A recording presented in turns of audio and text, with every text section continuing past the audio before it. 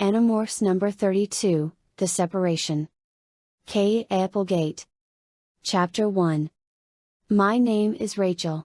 Rachel no last name. Rachel no address. Just Rachel. It's a big, bad world out there, boys and girls. At least my world is. Lions and tigers and bears, and those are my friends. Joke. Sorry, I'm not very good at jokes. Here's what you need to know: Earth is under attack. Earth is being invaded. Yes, by aliens. I know. It sounds like fiction. It sounds like something you'd hear from the crazy lady pushing the shopping cart full of cans down the street. I wish I had a more believable story to tell, but all I can do is tell the truth. The truth is that Homo sapiens, humans, me and you, have been targeted by an alien species called Yerks. They're a parasitic species. Not predators looking to kill, hovering over our cities and blowing up the Statue of Liberty or whatever. The Yerks don't want us dead. They don't want our land or our natural resources. They don't want to barbecue our livers. What they want is us. They're nothing but gray slugs in their natural state. Helpless. You could put on your Timberlands and stomp a couple thousand of them on the sidewalk. Except that the Yerks aren't content to live as slugs. They infest healthy host bodies, they enter the brain, they wrap themselves around the brain and sink into the little crevices. They control the brain. Utterly. Once they have you, once they've made you a controller, you don't focus your own eyes, or move your own fingers, or draw your own breath. You are powerless. Like being totally paralyzed, only your eyes are still seeing and your mouth is laughing and your hands are reaching out to choke the life from someone you love. They're here. They're not E.T., they're not cute. And we, my friends and I, are the only people who know, and just about all that stands between the Yerks and total world conquest. Wow. Depressing, huh? Fortunately, we are not powerless. The Yerks aren't the only aliens with an interest in Earth. There are the Andalites as well. Night and day. Evil and not evil. The Andalites may not all be saints, but one of them, a warrior named Elfanger, gave us the Andalite technology that allows us to morph. To acquire the DNA of any animal we touch and then to become that animal. Morphing, power wrapped up in a nightmare. And yet, there are times when morphing has certain advantages beyond fighting the Yerks in their various host bodies. I was on some rocks, some very wet rocks at the base of a cliff, down by the water. North of town the beaches give way to tumbled rocks and eventually to tall cliffs topped with condos and homes for millionaires. This particular section of shoreline was public. It was condos to the south, and mansions to the north, but right for about a half mile it was just nature. Big pock-marked boulders and water sprang up and drenching me with each wave, and a chilly breeze raising goosebumps on my bare skin. It was better than being in school. I mean, who doesn't prefer a field trip over another day in the yawn factory? But it was definitely chilly. Cold once you got soaked. And we were all in shorts and t-shirts, supposedly identifying the rich and fascinating life of the tidal pool. Of course, what was actually happening was that 3 kids were investigating life in the tidal pools, including my best friend, Cassie, while most of the boys went leaping about the rocks, and most of the girls moved cautiously in little herds of 3 or 4, and all the teachers and teachers' helpers basically screamed that the boys and chided the girls and occasionally yelled something about echinoderms. Your basic field trip. I moved away from the others. I don't do the gossip thing very well anymore. Sorry, but, he said what? Oh. My? God. No way. Just doesn't do it for me. And leaping around on rocks with boys who are secretly playing superhero in their imaginations, that's not going to work, either. I do plenty of leaping. Usually there's screaming and bleeding involved. And there's hurting, yourself and others. And afterward there are the nightmares. There would be more of that real soon. We'd been informed by our android allies the chief that the Yerks were at work on a secret new weapon, an anti-morphing ray. We didn't know enough, yet, to launch an attack. But attack we would. And then there'd be the leaping and screaming and bleeding. And the nightmares. Anyway, I moved steadily away from the others. No one cared. They're glad to see me move on. They don't know why they're relieved when I'm gone, but they are. I guess I put off bad vibes, as my mom would say. Once alone it wasn't so bad. I like the sound of waves crashing. And even though it really was cold, I kind of liked the harshness of the landscape. Life down there in the rocks was precarious. You had the ocean, this living thing that encircled the planet, eating away relentlessly at the land, chewing it down, bite by patient bite. And the rocks were nothing but the crumbs that fell from Mother Ocean's mouth. But there, in those crumbs, in those rocks that would soon be ground into sand, there were hundreds of living things. Entire universes contained in 18 ounces of seawater cupped in the armpit of a rock. I knelt down to look at one tidal pool. It went deeper than the others. Down into a crack in the rock, down to darkness. What tidal pool bogeyman lives down there? I wondered. There was a starfish sitting glued to the wall of the pool. Might as well have been one of those dead, dried out things you see in souvenir shops on the boardwalk. Then he moved. It made me laugh. It was like he'd heard my thoughts and wanted to say, "Hey, I'm not dead yet, kid." Plop. I heard the sound. I made a quick, desperate grab. I missed. The earring that had fallen from my ear sank quickly out of sight. "Oh, man," I yelled. I took off my other earring. I looked at it and groaned again. Yes, it was the hammered gold hoop my dad had bought me for my last birthday. He'd brought them back from a trip to Portugal. Which meant I wasn't going to be able to replace them at the mall. I kicked angrily at an outcropping of rock. This was a bad idea. I was barefoot. Now I was really mad. Mad that I was on a stupid field trip. Mad that I dropped the earring. Mad at my dad for no reason except that I knew he'd expect to see me wearing them on our next weekend visit. I wanted that earring and I wasn't going to just whine about it. When I get mad, I get determined. When I get mad, I do something. Not always a smart thing. I said, looking at the starfish. You could get it back, I said as I took off my outer clothing and stood there in my leotard. I reached down and touched the starfish and felt it become a part of me. Chapter 2. I stood up. Looked around. Not 10 feet away was this guy named Bailey. I don't know if that's his first name or last name. "What do you want?" I demanded. "Nothing." He shrugged. I glared. He blushed. "Looking good, Rachel." "What?" "That leotard and all. You're looking good." I was wearing my morphing outfit. It seemed okay for a trip around the rocks. "Of course I look good," I snapped. "I almost always do. You have something else to say?" I guess that threw him. He shrugged. "Looking good," he repeated. "Looking real good." "I think we've been over that," I said. "Now go away. You are so stuck up."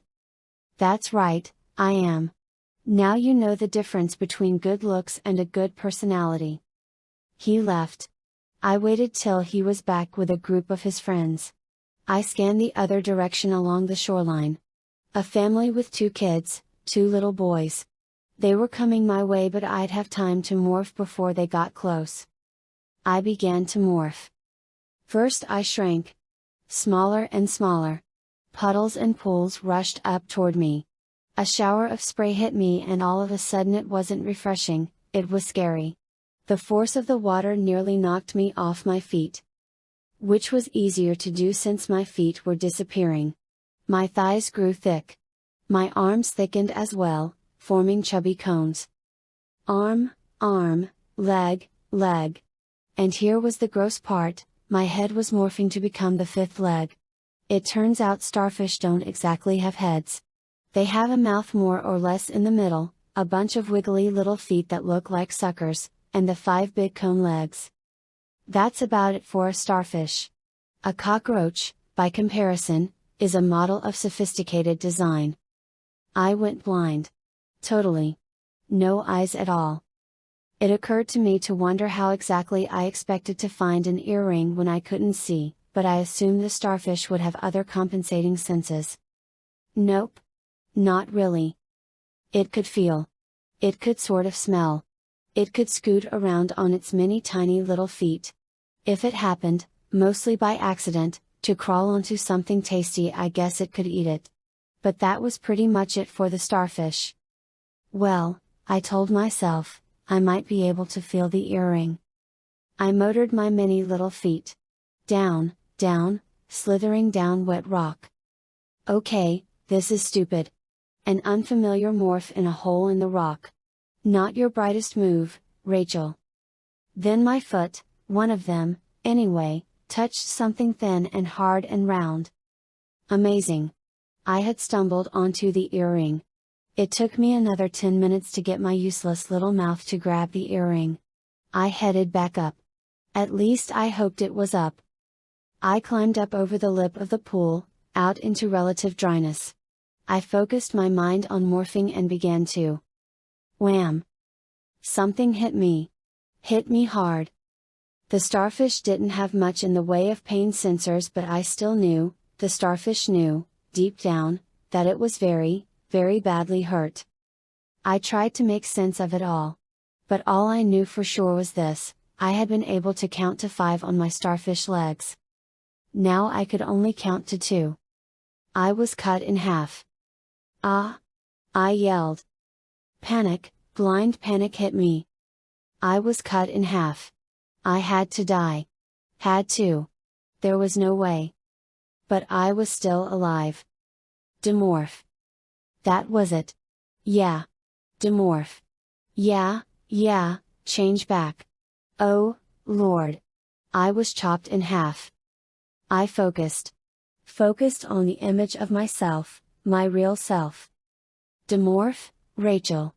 Demorph and live. I began to change. Eyes? I could see. Rocks, all around me. But sky above. Blue sky and white, fluffy clouds. I could see. Tiny little blue eyes sticking out of a starfish leg. I continued demorphing. I dragged myself up, inch by inch, and peeked carefully over the lip of rock. Half a starfish lay unchanged in the tidal pool. 2 legs and a chunk of a third. And an earring. I caught a glimpse of the family, the 2 boys. One of them had a pail. And a shiny new steel shovel. He'd been the one who had cut me. He'd been the one who'd almost killed me. Rotten, filthy little brat. I'll kill him, I said. Kill him. Kill the filthy little creep. Morph to grizzly bear and tear him apart. No. No. Not the kid. Bailey. His fault. He delayed me, otherwise it would have all worked perfectly. I stood up. Bailey. I screamed against the crashing waves, shaking my clenched fists in rage. I'll kill you. I'll kill you. I'll murder you. He heard nothing, of course, over the sound of the waves. And that was a good thing. It occurred to me that killing Bailey was probably an overreaction. But just the same, it would teach him a lesson. Chapter 3. I finished demorphing. It was a terrifying, hideous experience. But the alternative was even worse. I demorphed in a total, panic. I wasn't even thinking, just screaming inside my mind, screaming and begging for it to be over. I rose from the rocks, so grateful to be fully human, so relieved. I saw the others, far off. I caught a glimpse of a blonde girl, running away. I didn't recognize her. Had she seen me? The earring. There it was, stuck between my toes. Oh, good. It was a cool earring, really. Not like some of the stuff your parents might buy you. You know parents. Right? Anyway. I ran back to the others, too. I needed to be with, people. I needed to have familiar voices and faces around me.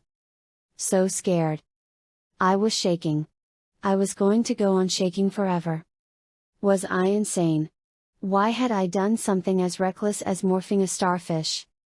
And why had I been so mean to Bailey? All he'd wanted to do was compliment me. He just wanted to say he thought I was pretty. Why had I been so, harsh and stuck up? Later I would have to find the time and the right way to apologize. Maybe if I went out on a date with him. Oh, wait. No. That would hurt Tobias's feelings. I was sure it would. I was supposed to go flying with Tobias after school. We did that a lot, me and Tobias. Tobias is a nuthlet. That's an Andalite word for a person who stays in morph past the 2-hour limit. Tobias was trapped now, as a red-tailed hawk. They are very scary birds. I mean, he's a boy, really. A very sweet boy. Like Bailey. Only I could kiss Bailey, couldn't I? Yes. I could. It would be nice. Nice kissing Tobias, too. If he was in human morph. They were both cute. They were both nice. Sweet? Gentle? Kind? All those good things. Only, Tobias killed mice and ate them. Which was not all that sweet, really. Oh, well. Are you okay, Rachel? A girl named Delia asked. Oh. Does it show? I asked, pressing my hands against my face. Forget it, Delia said, looking disgusted. Why would I try and be nice to you? All I get is sarcasm. Oh, Delia, I said, reaching out for her. I'm sorry you feel that way. Really. I want to be friends. I really, really do. Delia made a face.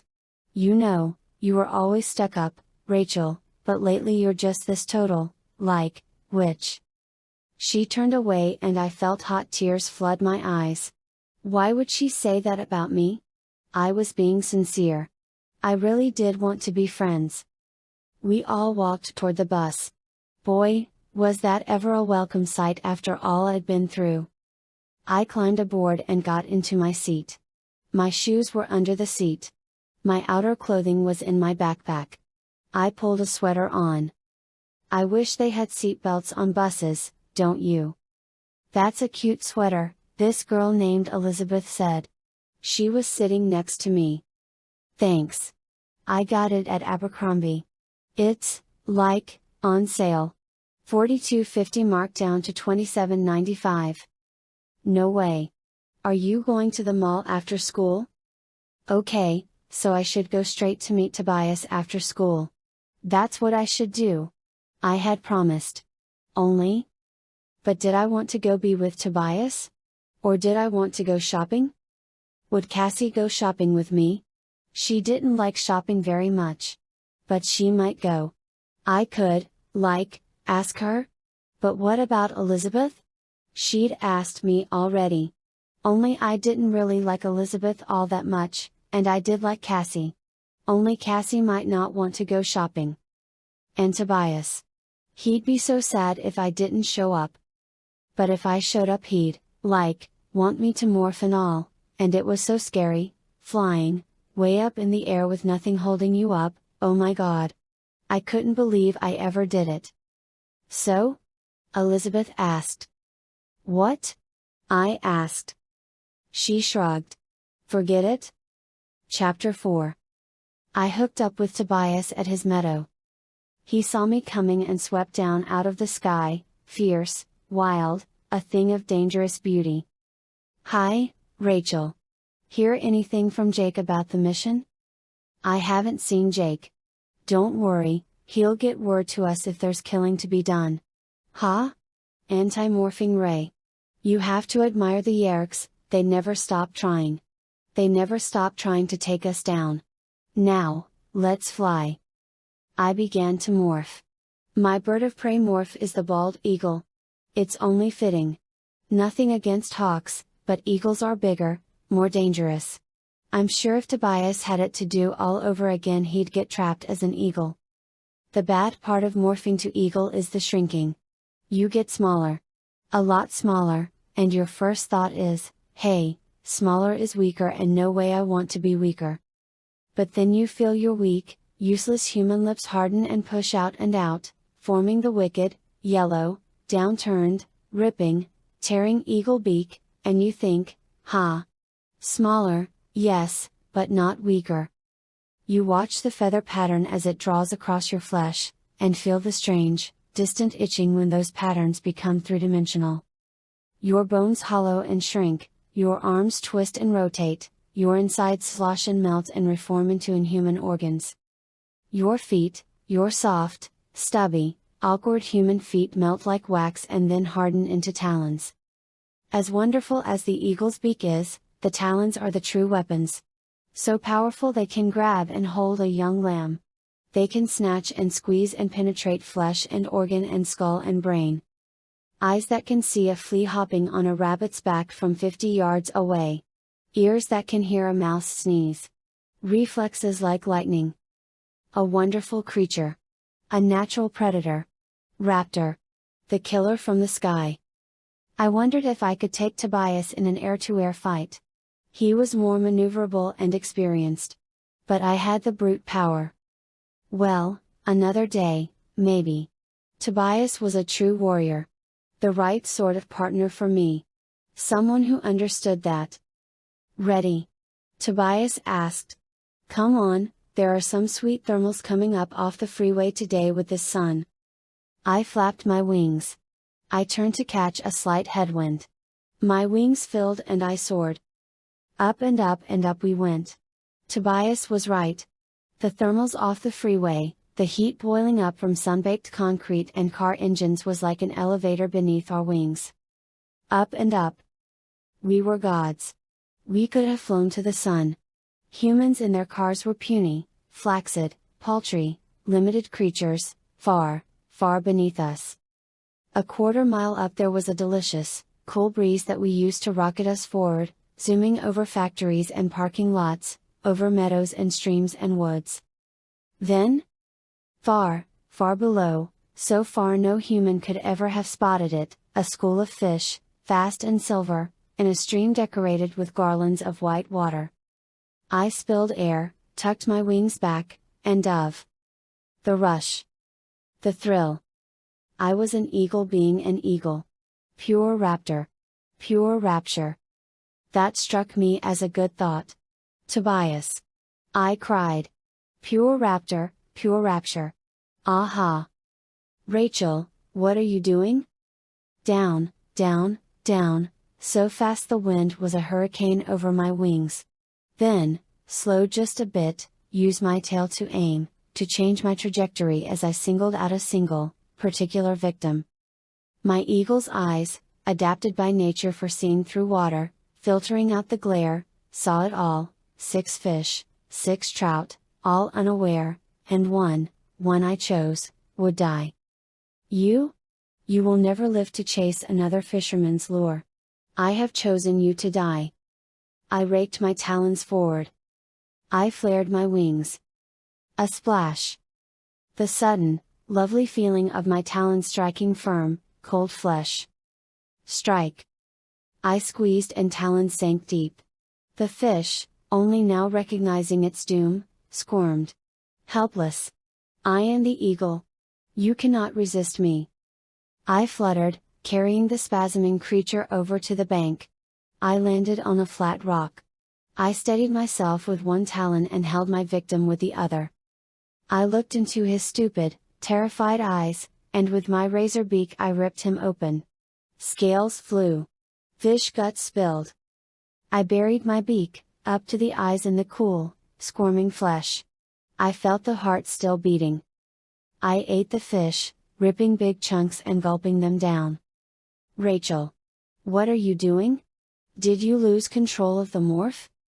What am I doing? I am eating this fish. He's mine. Get back. He's my kill.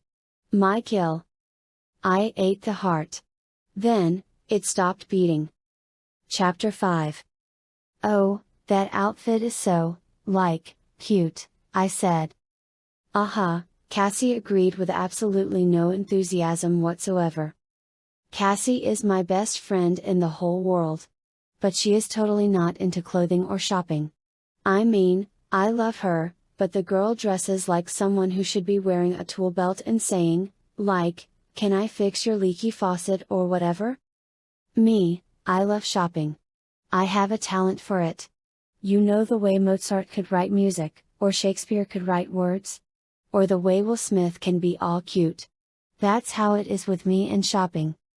I had already worked out a plan: the sale at Abercrombie & Fitch, a quick stop at Lady Foot Locker, take the right turn to the department store where they were having a 20% off sale, swing back past Body Shop, The Limited, and finally top it all off with an Aunt Annie's soft pretzel, no butter but lots of salt. I'd already figured out what to say to Tobias to apologize. I had an obligation to Tobias, I realized. Yes, an obligation. But shopping was more fun than obligation. 1/3 off. I squealed with delight. Oh! Do they have my size? It would be so cool if they had my size and all. That would be the best. Yeah, that would be right up there with a cure for cancer, Cassie teased. You should get one in your size, I said. Only, we couldn't ever wear them on the same day, so, like, we'd have to always call each other the night before and check with the other person. And then, if you wanted to wear it, well, if I didn't want to wear it, then okay. Only what if I wanted to wear it the next day? Then it would be like, hey, everyone, Rachel's wearing what Cassie wore yesterday. So. Rachel? Yes? Are you okay? Why do you keep asking me if I'm okay? I asked. Because you're being. Do you think Tobias will be really sad that I didn't go flying with him? I asked. I feel bad about that. Well, why didn't? Oh, look. Look. No, don't look now. Okay, look. It's the guy from the CD store. He is so cute. Suddenly, as I worked my way around the circular sale rack, I brushed into someone. Oh, sorry, I said. Sorry? It was some girl I didn't know. Kind of big. Bigger than me, anyway. And she had, like, this angry look in her eyes. She looked me up and down. Like she didn't like my looks. It scared me. I gulped. Get out of my way, airhead, she snapped. Cassie jumped forward and put her hand on my arm. Rachel, let it go. The girl guffawed. Yeah, Rachel, let it go. Get out of my way before I kick your skinny, preppy, mall-crawling, bubblehead, blonde butt. Rachel, Cassie warned, let it go. You don't need to go postal over this. I felt the tears start. I bit my lip. SSS sorry, I said to the mean girl. I turned and ran away. I buried my face in my hands and ran. What the, Cassie said. You, too, farm girl, I heard the mean girl say to Cassie. I stopped running when I found a bench outside Baby Gap. I just, like, sat there, all collapsed, trying to get hold of myself. Cassie came running up. She's my best friend. So I knew she'd talk to me and be nice and make me feel better. I looked up at her through blurry tears. She stood with hands on hips and a shocked expression on her face and looked down at me. Okay, she said, what have you done with Rachel? Chapter 6. I hate them all. I don't know why I ever thought I liked it. Must be one of those things where you just suddenly wake up one day, the scales fall from your eyes, and you behold the truth: the mall sucks. I mean, if you ever want to really experience contempt for your fellow human beings, go to the mall. They moo along like cattle, little knots of them, little gaggles of them. Like sheep. Tired looking, pasty-faced mommies busily crushing the wild free spirits of their children, the lumping teen boys with idiot expressions covered by acne pustules, high-heeled trophy wives with their squat, bald, fireplug husbands in tow. What a hideous spectacle! And all for what? To buy. Shopping, sport of the braindead. But what was I going to do? I had to do something with my clothing situation. I mean, it was pathetic. After flying with Tobias, and after he got all weird, I headed home. I'd left my clothes on the bus after I ditched the stupid field trip. Anyway, I get home, and what do I find in my closet? Girl clothes. Yeah, I am a girl. But I mean that all of my clothing was so squeaky clean, so preppy, so good girl. I'd never really thought about it before. I mean, I bought the stupid clothes, all right. But they chewed. I needed something with a little more of an edge, man. I needed some leather, yeah, some black leather. That was it. Leather. I tried to think of what to do. I mean, I guess I knew I'd have to go to the mall, but it was complicated. First, I didn't know how to get there. Then, once I was there, I didn't know where to go. Too many shops. I tried to think about it, focus and all, but it was just confusing. Confusing because it was so stupid. That's why. Because it was stupid. I shoved past this obnoxious couple that was getting all goo-goo because their kid was walking. He was like 2. Big deal, he could walk. Hey? Watch it, please. You watch it, old man, I replied politely. My son is trying to walk, the woman said. Yeah, and with your DNA in him that'll probably be his highest accomplishment, I said tolerantly. I brushed past. I spotted Cassie up ahead and slowed up. Didn't need her, right then. Cassie's alright, but man, she can complicate the simplest thing. I mean, life is pretty simple, right? The strong eat the weak.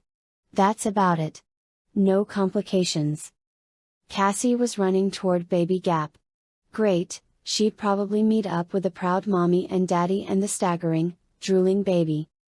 I cut into Williams-Sonoma, the kitchen store, to avoid having Cassie see me. Don't know why, just didn't want to hook up with her right then. So anyway, I go into Williams-Sonoma, and what do I see? Knives. So many knives. A rack of them with plastic over it, plus a counter with a bunch of them in knife blocks. Well, I like knives. How can you not like knives? Ah, it's the crybaby, someone said. Some girl. I pushed past her. She grabbed my arm. This was a mistake. I grinned at her. Back off, you hideous, putrid, diseased-looking lump of lard, I said. I was being nice. I was giving her a chance. What are you gonna do, little J. Crew girl? Bust out in tears, eh? My right hand shot toward her throat. She jumped back. I lashed out with my left foot and caught her hard on the shin. She yelled. A good sound. I plowed into her, shoulder down, and slammed her back against the knife rack. The 12-inch chef's knife was in my hand. So easy to plunge it into her heart. But I kind of liked this girl. She reminded me of me. I grabbed a handful of her sweatshirt. Thunk! I buried the chef's knife in her sweatshirt. The knife quivered in the wood counter. She was pinned. She was scared, too. I grabbed more sweatshirt and thunk! The boning knife went in. Thunk! Bread knife. Thunk! 7-inch utility knife. Naturally, she was screaming during all this. Ah! Ah! Ah! I grabbed the cleaver. I held it high in the air, like I was gonna slam it down on her head. Then, I laughed. I pinched her cheek and tugged back and forth while she shook and quivered. I like you, I said. I really do. We could be friends. But watch who you pick your fights with. I walked away, sliding past the security guards who were rushing in. Maybe the mall isn't so bad after all. Chapter 7. Cassie's barn. I'd been there 100 times. But now it seemed different. Scary. I mean, it's full of, animals. Wild animals. Geese. Raccoons? Foxes. Squirrels. Okay, I know squirrels aren't scary, but sometimes they have rabies. It's kind of dark inside. There are lights on, but there are shadows, too. Deep shadows. Especially at night. Which it wasn't. It was day. Late afternoon. Or is it evening? When does afternoon end and evening begin? I mean, is there like a certain time when? Anyway, it was like day, okay? But inside it was still dark and all. I could see the animals in their cages. Mostly sick or injured because after all it is the wildlife rehabilitation clinic. So, duh, they would be sick or injured to be in a clinic, right? Duh, Rachel. What was I saying? Oh, yes, the animals. Well, there were a lot of them, in cages. But just as scary was the fact that the others were there, too. The Animorphs. I mean, I am an Animorph, right? I have the morphing power that Elfanger gave us all. And I have turned into, like, lots of animals. Although now I can't believe I ever did that. Jake was there. He's my cousin. He's cute. Kind of big. I mean, if we weren't cousins. And Marco was there, too. He's cute, too, in a different way. I would probably go out with him if he asked me. And Tobias, of course. He was up in the rafters fluffing up his wings. He's cute when he's human. And Ax. Ax is not cute. Ax is very, very strange. I mean he's, like, not human?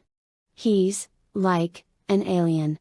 Imagine if you had this big, mostly blue deer, and you grafted a long scorpion tail on one end and a human-looking upper body on the other end. Only the head didn't have a mouth at all and it had an extra set of eyes on stalks? Stalks that can, like, move?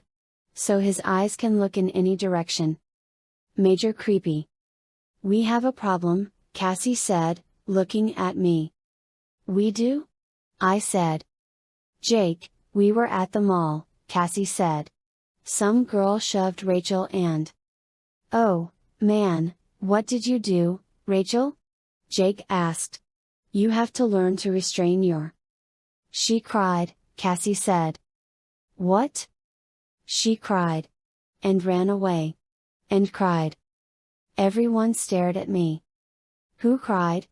Marco demanded, looking confused. Rachel. Rachel cried? Marco asked. You mean a little wetness, like maybe something was in her eye? I mean like boo-hoo, that girl was so mean, Cassie clarified. No, Marco said. Yes. No. No. The sun does not rise in the west, the Chicago Cubs don't win the World Series, Scully never, ever believes Mulder, and Rachel does not cry. These are the things I know. Boo. Who? You're jerking us around, Cassie, Marco said. I have proof, Cassie said. Okay, Jake said skeptically. Cassie looked at me. Rachel? Tell me what you said to me about Marco on our way over here. What? What you said to me on the bus about Marco. You mean that he was like, funny? Oh my, Jake whispered. Rachel, Cassie pressed, what do you think of Marco's looks? I shrugged. I smiled. He's, like, cute, all right. Marco sat down very suddenly. On the hay-strewn floor. Jake looked pale. This is unusual, Ax said in thought speak. She's up talking, Marco said, shaken. She said I was cute. She smiled. At me. Ax, Jake said and shot the Andalite a look. Fwop. Faster than the human I could see, Ax's tail whipped forward, over his head. The long, scythe blade stopped a millimeter from my throat. Yerk, Marco said. Has to be. They've infested her. No, no, no, Cassie said. If she was a controller she'd sound exactly like Rachel. This is something different. A breakdown, maybe. She was weird with me, too, Tobias said. But in a different way. She was brutal, violent. In eagle morph she killed and ate a fish. She ate it while it was still living. Ax kept his blade against my throat. I would have fainted except that falling down could have been, fatal. So I kept my quivering knees as firm as I could. But nothing would stop the tears rolling down my cheeks. Look, Marco cried, like he'd just spotted the Holy Grail sitting on top of the golden fleece. Tears. What on earth is, Jake started to say. But then the door of the barn burst open. All right.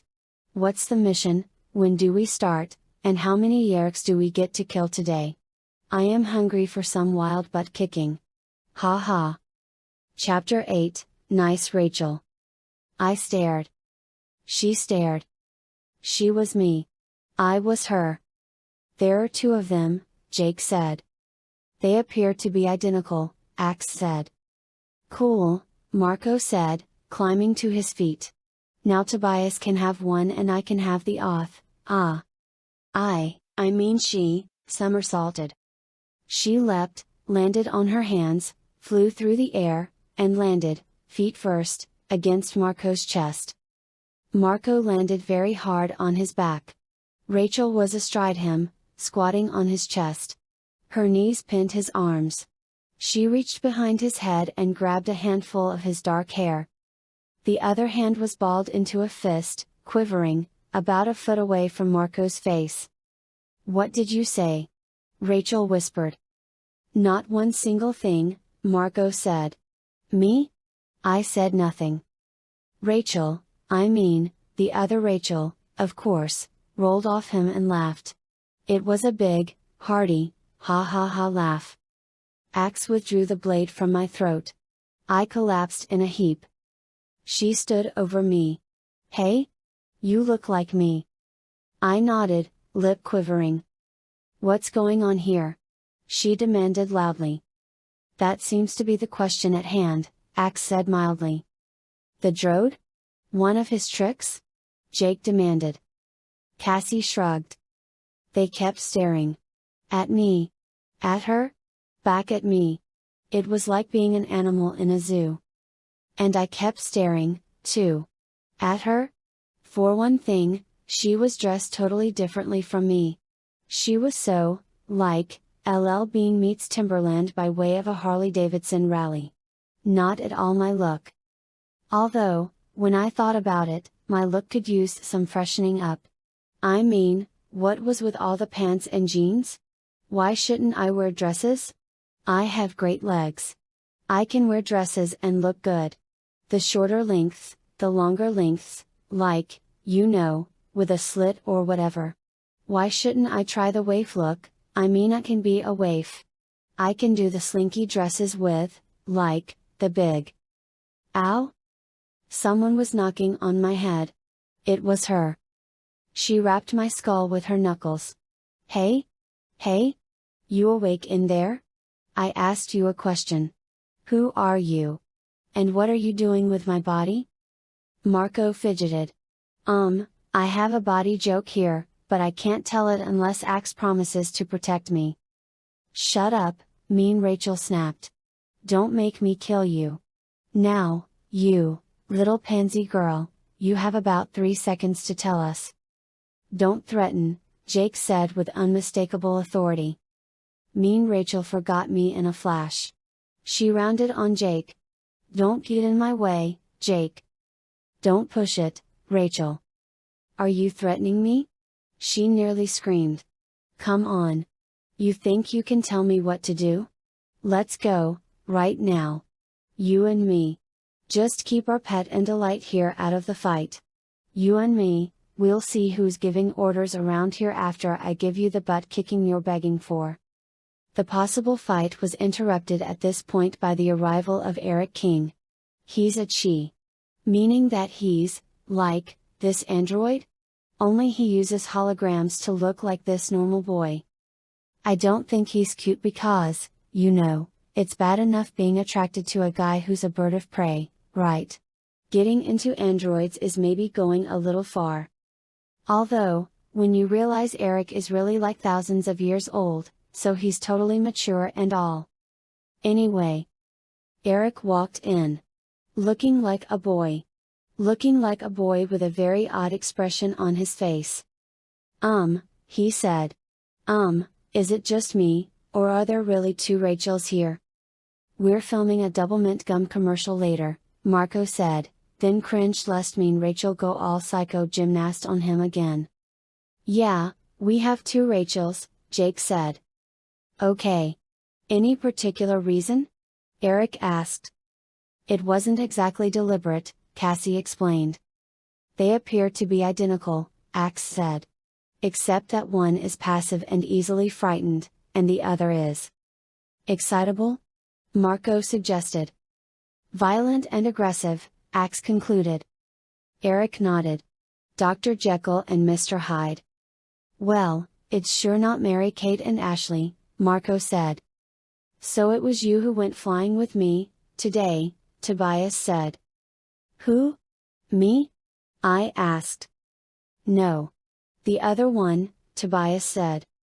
Mean Rachel, Marco suggested. Mean Rachel and nice Rachel. Mighty Rachel, ha ha. Mean Rachel said. Mighty Rachel, and, Wimp Rachel. Yeah, that's it, Blondie. I didn't exactly want to be known as Wimp Rachel. But I didn't want Mean Rachel to try and pound my face in, either. This is nuts, Cassie said. I can't stay long, Eric said, unable to stop looking from me to Mean Rachel and back again. I just came to update you guys on the mission. To the Yerk pool. Mean Rachel crowed. Let's get some flamethrowers. I gotta stop hanging around with you people, Eric said. You people are just plain strange. Chapter 9, Mean Rachel. It's called the Buyers Research Institute. They test consumer products and have a magazine, Eric explained. The Yerks just recently bought it to use as a front. Also, they hope to use the BRI's consumer ratings to help some of their other companies. So we go in, hard and fast, I said. Forget subtlety and concealment, we go in, all guns blazing, battle morphs, maximum shock value. Anything gets in our way we kill it. Rachel? Jake said. What? What? Mean Rachel, he clarified. What? I asked. Why don't we let Eric finish before we decide how to deal with this? Eric? The android nodded his human head. It was such a pity. The Chi were powerful beyond human imagining, but programmed for nonviolence. We freed Eric from that programming once and man, he had carried out gross and total mayhem. It was beautiful. Of course, now he was back in his old Gandhi Martin Luther King give peace a chance mode. Pity. Well, as you know, Eric continued, we believe the anti-morphing ray is a real threat to all of you. If it works it would destroy the morphing field and cause a person in morph to demorph. If it works, Rachel said. Probably it won't even work, so we have nothing to worry about. Shut up, I snapped. The problem you have is that preliminary testing is about to begin tonight, Eric said. Just computer simulations and so on, but it may encourage the Yerks. You should stop them before it gets that far. Which means moving right away. Tonight. Okay, Eric, thanks. We'll take it from here, Jake said. Eric left. Gratefully, I think. I think we need to figure this situation out, Tobias said. I mean, we need to go after this anti-morphing ray but first we need to figure out what the deal is with two Rachels. I leered at him. You're as bad as Marco. You want us both. Ha ha. I'll be more than enough for you, Tobias, you won't be needing the wimp, here. That wasn't exactly what. Okay, Rachel, both of you, tell us what you did today, Jake said. School, field trip, here, big deal, let's go squash some slugs, I said. Well, first I woke up, then I took a shower, then. Field trip, Cassie interrupted. What happened on the field trip? You were there, I said. Don't waste my time with stupid questions. I was there, but not with you, Cassie said. I remember it was chilly, my idiot twin said. I had, like, goosebumps. I used to read those books, Marco said. Rachel had books in response to cold? Ax asked. Focus, can we please focus, here? Jake said. I dropped my earring in a tidal pool. Nitwit, Rachel said suddenly, sounding as excited as if she'd just answered correctly to Final Jeopardy. Stupid earring, I said. My favorite earrings. My dad gave them to me. Guilt gift, I sneered. It was sweet. It was a payoff for missing our visit that weekend. He was busy. Right. You are horrible. And you are a pinhead. Dr. Jekyll. Miss Hyde? Cassie interrupted. Can we move on? I couldn't reach the earring, it fell down in this, like, crack. In this, like, crack? Crack, question mark. Was it a crack or wasn't it? If it was a crack, then say it fell in a crack. No like. No question mark. Crack, crack, crack. I couldn't believe this bimbo. I wanted it back because I thought my dad would be sad if he thought. Oh, someone just gagged me, I snapped. The earring was in a crack. I morphed the starfish to go in after it. You morphed a starfish? Tobias asked. Did you go deaf? I asked him. Sweetly? Pay attention, this is tough enough with her babbling. And then, ooh, it was horrible. Horrible? Huh? I asked. Someone, something, the pain. I was so scared. I was, like, cut in, like, half? Some rotten little monster of a kid, I yelled, renewed in my rage at the memory. I should have killed him. I should have morphed to Grizzly and gone after him. Back up, Cassie said. You morphed to starfish and some kid chopped you in half. I grabbed Cassie's arm. Hey, why are you talking to the wimp? Talk to me. Talk to me. Nice, Rachel. Did you demorph right away? Cassie pressed. No, I was too scared. I mean, like. Mean Rachel, how about you? Of course I demorphed right away. What was I going to do, try and destroy Bailey as a freaking starfish? Bailey? Ax asked. Jake shrugged. Don't ask me. Oh, man, Cassie said. What? Tobias asked her. Starfish? I mean, at one level it was lucky. She could have been killed. Cassie, Jake said in his on losing patience but still trying to be polite voice. Tell us what you know. Starfish? They regenerate. You can chop off a leg and they can grow a new one. Somehow when that starfish was chopped in half, the starfish's regenerative powers created the possibility of two separate Rachels. One in each half. But, somehow the two halves were unequal, subtly different, Ax said. This is a very interesting phenomenon. Interesting. Marco shrilled. It's bizarre. It's weird. It's wacko, creepy, horrific, incredible, absurd, and totally insane. But also, kind of cool. Wait a minute, I cried. The shrimp boy is right. I should have seen the possibilities, but I'm getting confused. The wimp here can attend school and keep the rents happy, and I can spend 100% of my time in fierce battle against the Yerks. I'll annihilate them. I'll crush them. They won't know what hit 'em. It will be full-time Rachel, on the loose. Good grief, Jake muttered. Okay, here's the deal, nice Rachel, you sit this mission out. Go home. Stay home. And mean Rachel. Yes? I asked, filled with excitement. You do the same. Home? Quiet. Don't hurt anyone. We'll handle BRI and the AMR without you. Either of you. Naturally, I objected. But Jake wouldn't give. I'll kill you. I screamed at him. I'll kill you all. They left me anyway. Chapter 10, Nice Rachel. Mean Rachel snuck in the house morphed as a cockroach, then demorphed right in front of me. I couldn't watch. I pressed my hands over my eyes. It was so awful. I mean, okay, I know that I have morphed roaches myself. It's not like I'm dumb or anything. I have the same memories as Mean Rachel. So, like, I know all the stuff I've done in the past, right? But now it just seems so far away. Like some old nightmare. It's still scary, right, but it's like, far away. Besides, that wasn't my real problem now. Get off my bed. I jumped. I jumped and slipped off the edge of the bed and landed on my butt on the floor. I almost dropped Bobo Bear. But, I said. 2 of us and only 1 bed, you do the math, Mean Rachel said.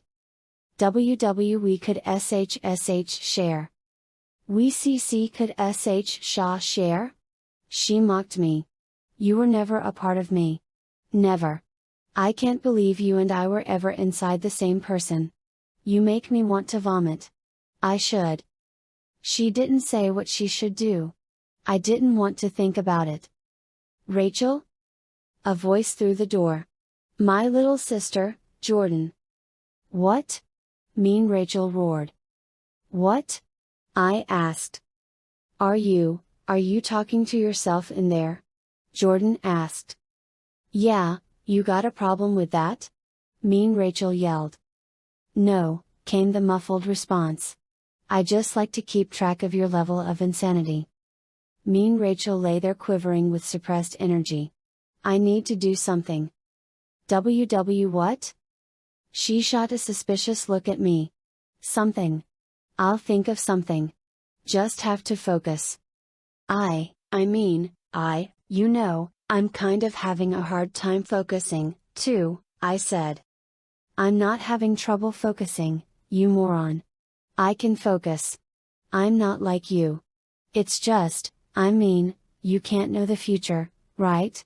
Put a yerk here, put a bunch of horkbire in front of me, I'll focus. I'll focus them to death. I started to say something to her, only, what was it? Something. Or not. Things just seemed to evaporate right out of my brain. So I said, the others are probably starting on the mission. I hope they're. That's it. Mean Rachel cried. What's it? The mission. I'm going on the mission. Mean Rachel glared at me with hatred in her eyes. Don't look at me, I don't want you busting out in tears. I'm going to morph and then I'm outta here. But Jake said. Hey, Jake isn't the boss of me, Mean Rachel snapped. He may not be the boss of anything much longer. The powerful rule over the weak. The strong survive, honey pie. And I am the strong. I turned my back on her and hugged Bobo Bear. I heard the window slide up. Then, I put my hands over my ears to block out the faint sounds of grinding bones and liquefying flesh. And don't get back up on that bed, she said. I'll know. If you get back on that bed, I'll put you in the hospital. I'll break both your arms. Then see how well you can hug BB Bobo BB Bear. I didn't look up until I was totally sure she was gone. I had a plan. I was going to call my dad. But when should I call him? Now? Later? Now? What? What was I thinking about? Dad. Call Dad. I had to write it down fast before I forgot again. Call Daddy, I said as I carefully wrote it down. I went to the phone. I picked it up, trembling, careful not to touch the bed. I was trapped in a nightmare. And it wasn't just this being split in two thing.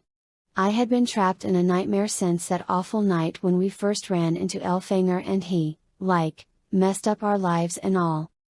Secrets? Nothing but secrets. Nightmares and horrors. And the worst horror of all was seeing what had grown inside of me like some kind of cancerous tumor. Mean Rachel was getting stronger with each passing month of my life as an Animorph.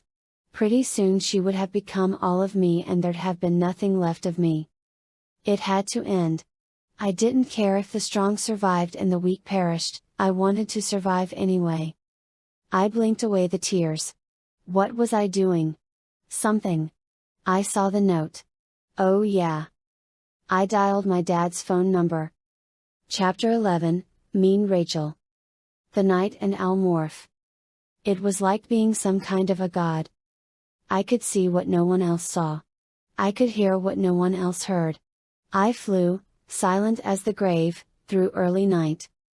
Over the rooftops. Skimming the chimney tops. Flitting through the highest branches of the highest trees. The bright, square windows below me, the pale streetlights, the searching headlights of the cars were all unnecessary.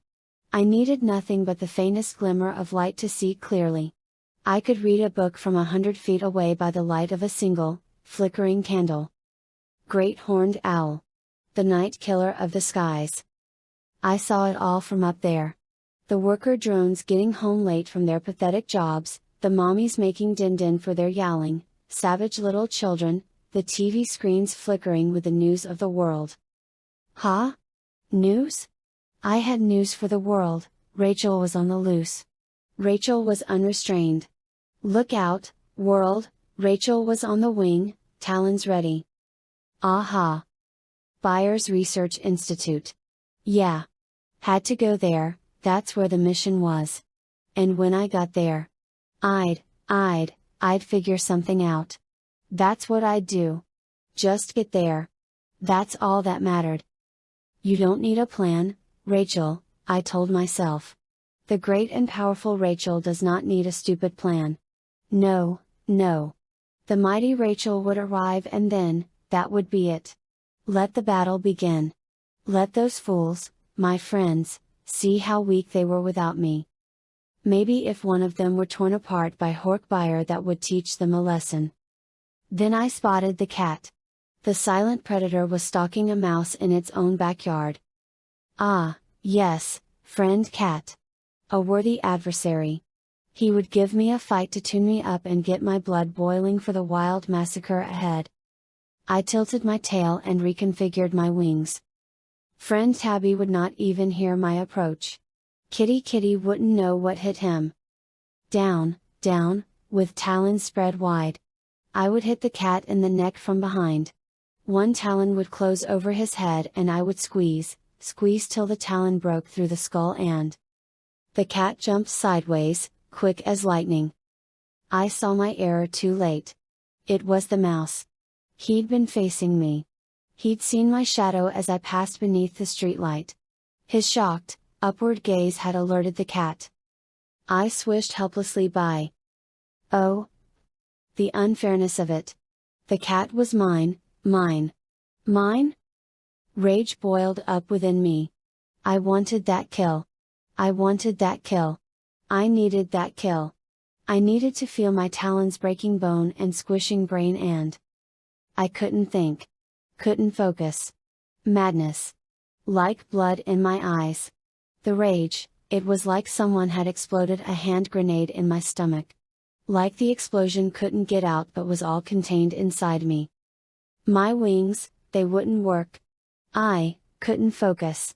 Mine, mine, mine. My kill. My kill. My kill. I landed hard on a patch of grass beside the road. Cars zipped by, swirling me with their backwash. I lay there, on my back, feathers dampened by the grass, and kicked my bird legs and flapped my bird wings and threw my head back and forth and screamed. Screamed and screamed and screamed and still the volcano inside me would not die down. It seemed like forever. It was a fever. An illness. A tidal wave of emotion that had rolled over me. How long it lasted, I don't know. A long time, it seemed to me. Then, at last, it ebbed. It ebbed, leaving behind a shaky, uncertain feeling. Fear? Yes. Fear. Fear of myself. And yet, the hunger was not lessened in any way. I had missed this kill. I wouldn't miss the next. I flew toward the Byers Research Institute. Chapter 12, Mean Rachel. Byers Research Institute. The people who tell you which vacuum cleaner to buy and which coffee tastes best. You are one sad, tired, burned out specimen of humanity if you need someone to tell you which vacuum to buy. I mean, buy the vacuum. If it doesn't work, go back and get the salesman and kick his butt. Where's the big mystery there? That's how I do it, anyway. It was 3 stories high. Rectangular. One of those big, modern, nothing buildings you see in industrial parks or by the side of the highway. Lights were on in only a small handful of the offices, and no one was in those. I could see that clearly. The building looked empty. And with my predator's eyes I realized something else: there was a missing floor. They supposedly did all kinds of testing and stuff, but all I was seeing were offices with cluttered desks and computer monitors endlessly playing their Mystify Your Mind screensavers. Below ground. That must be where the testing was done. Yeah, now that I looked I could see a large truck bay cut deep enough to open into a sublevel. I floated almost effortlessly past the top floor of windows. Jake and the others must already be inside. Fine. When the stuff hit the fan I'd be biving. The sound was magnified to my sensitive owl ears. An alarm. Biving. It was like the class bell times 10. Definite alarm. My friends needed help. Yerks needed killing. Cool?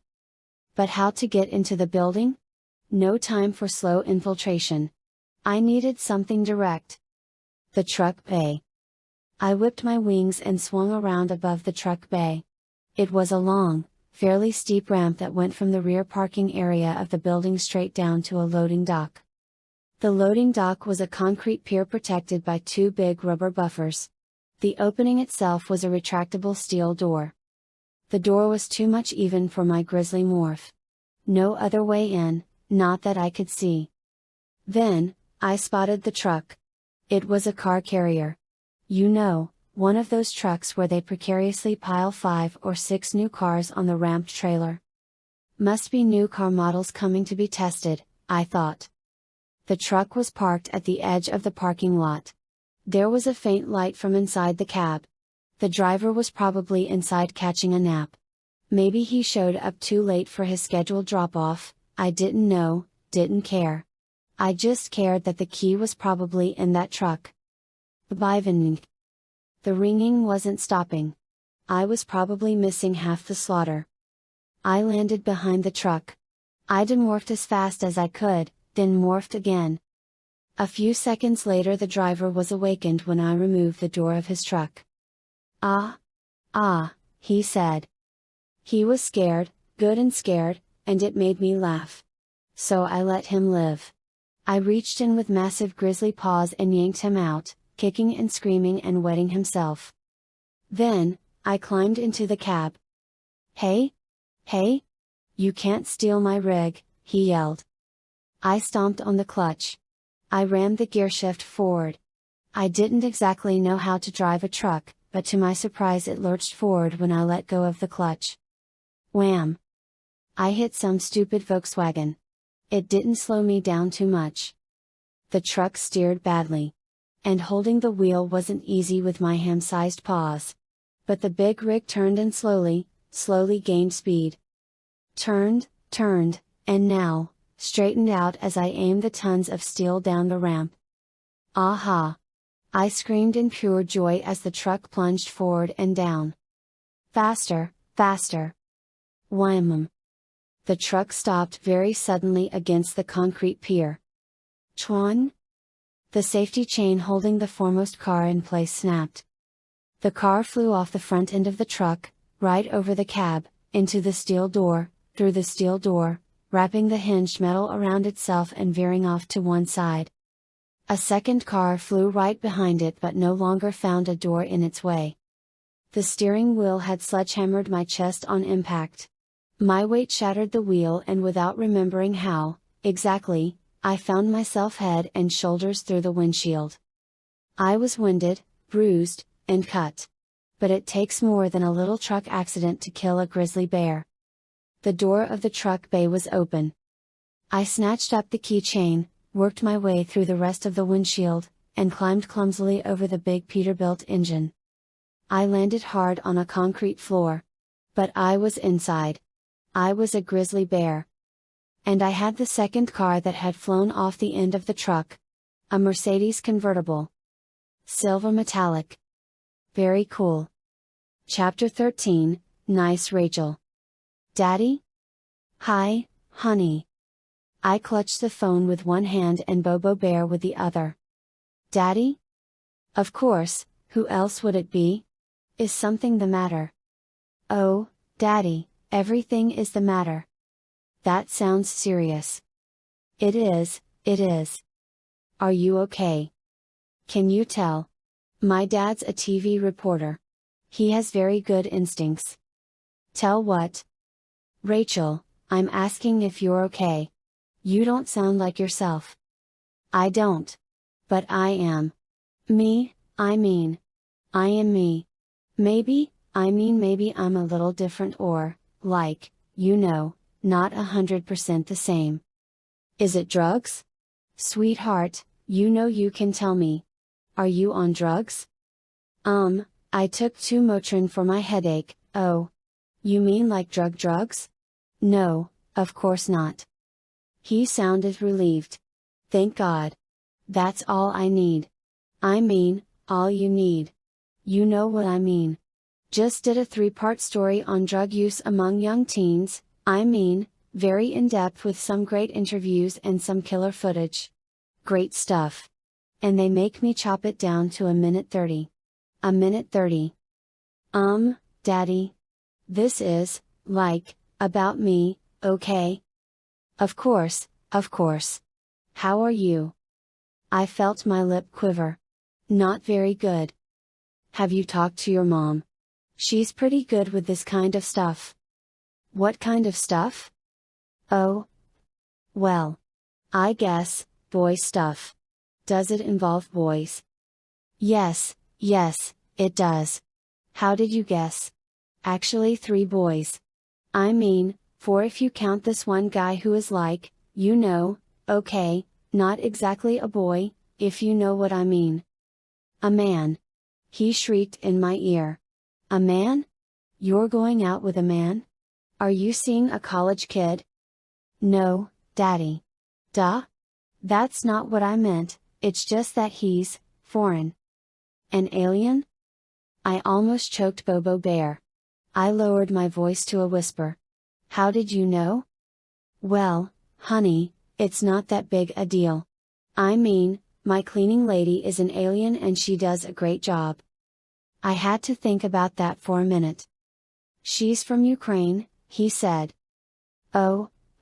That kind of alien. Yeah. Ukraine. It used to be part of the old Soviet Union. I nodded. We learned about that in school. The old Soviet Union. Although I don't know why anyone would name their country the old anything.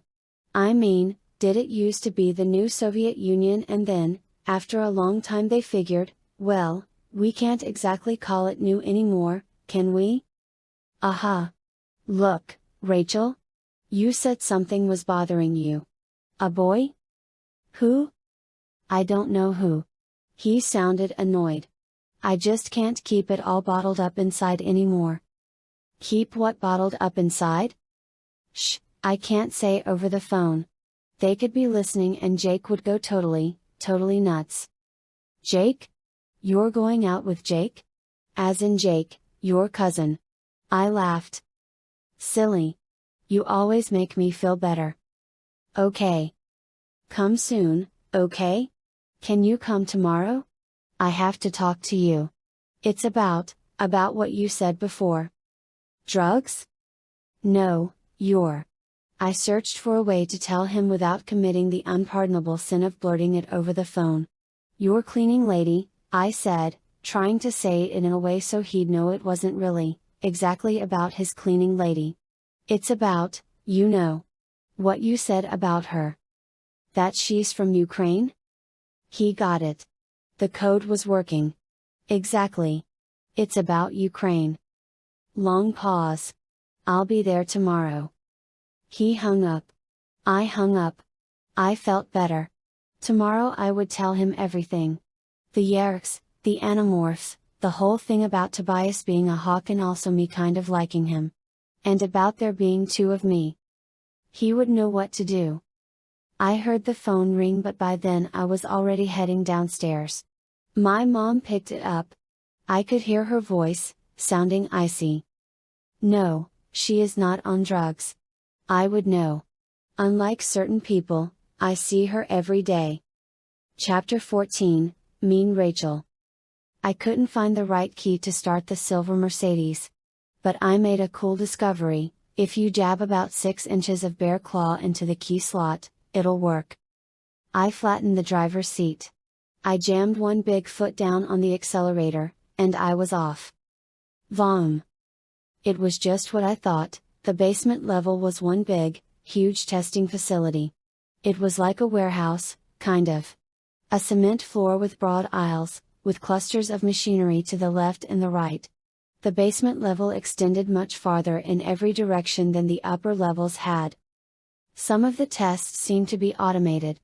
Machines were busily carrying them out without human supervision.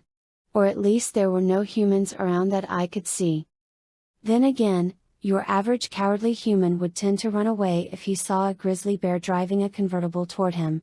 I wouldn't run away, of course, but then I'm not exactly average. I roared along past machines that were automatically twisting the knobs of stereos, past a table that held 20 or 30 hair dryers in place as they blew, past twin lines of lazy boys being jerked out and back, like they were inhabited by a brigade of invisible, hyperactive fathers. One of the recliners was already broken. A steel shank kept jerking out through the footstool with each movement. The first alarm had stopped now. A second, different alarm had taken over. BRR rate. BRR rate. BRR rate. I could hear it quite well over the gentle hum of the Mercedes engine. To my left I spotted a test involving blue jeans.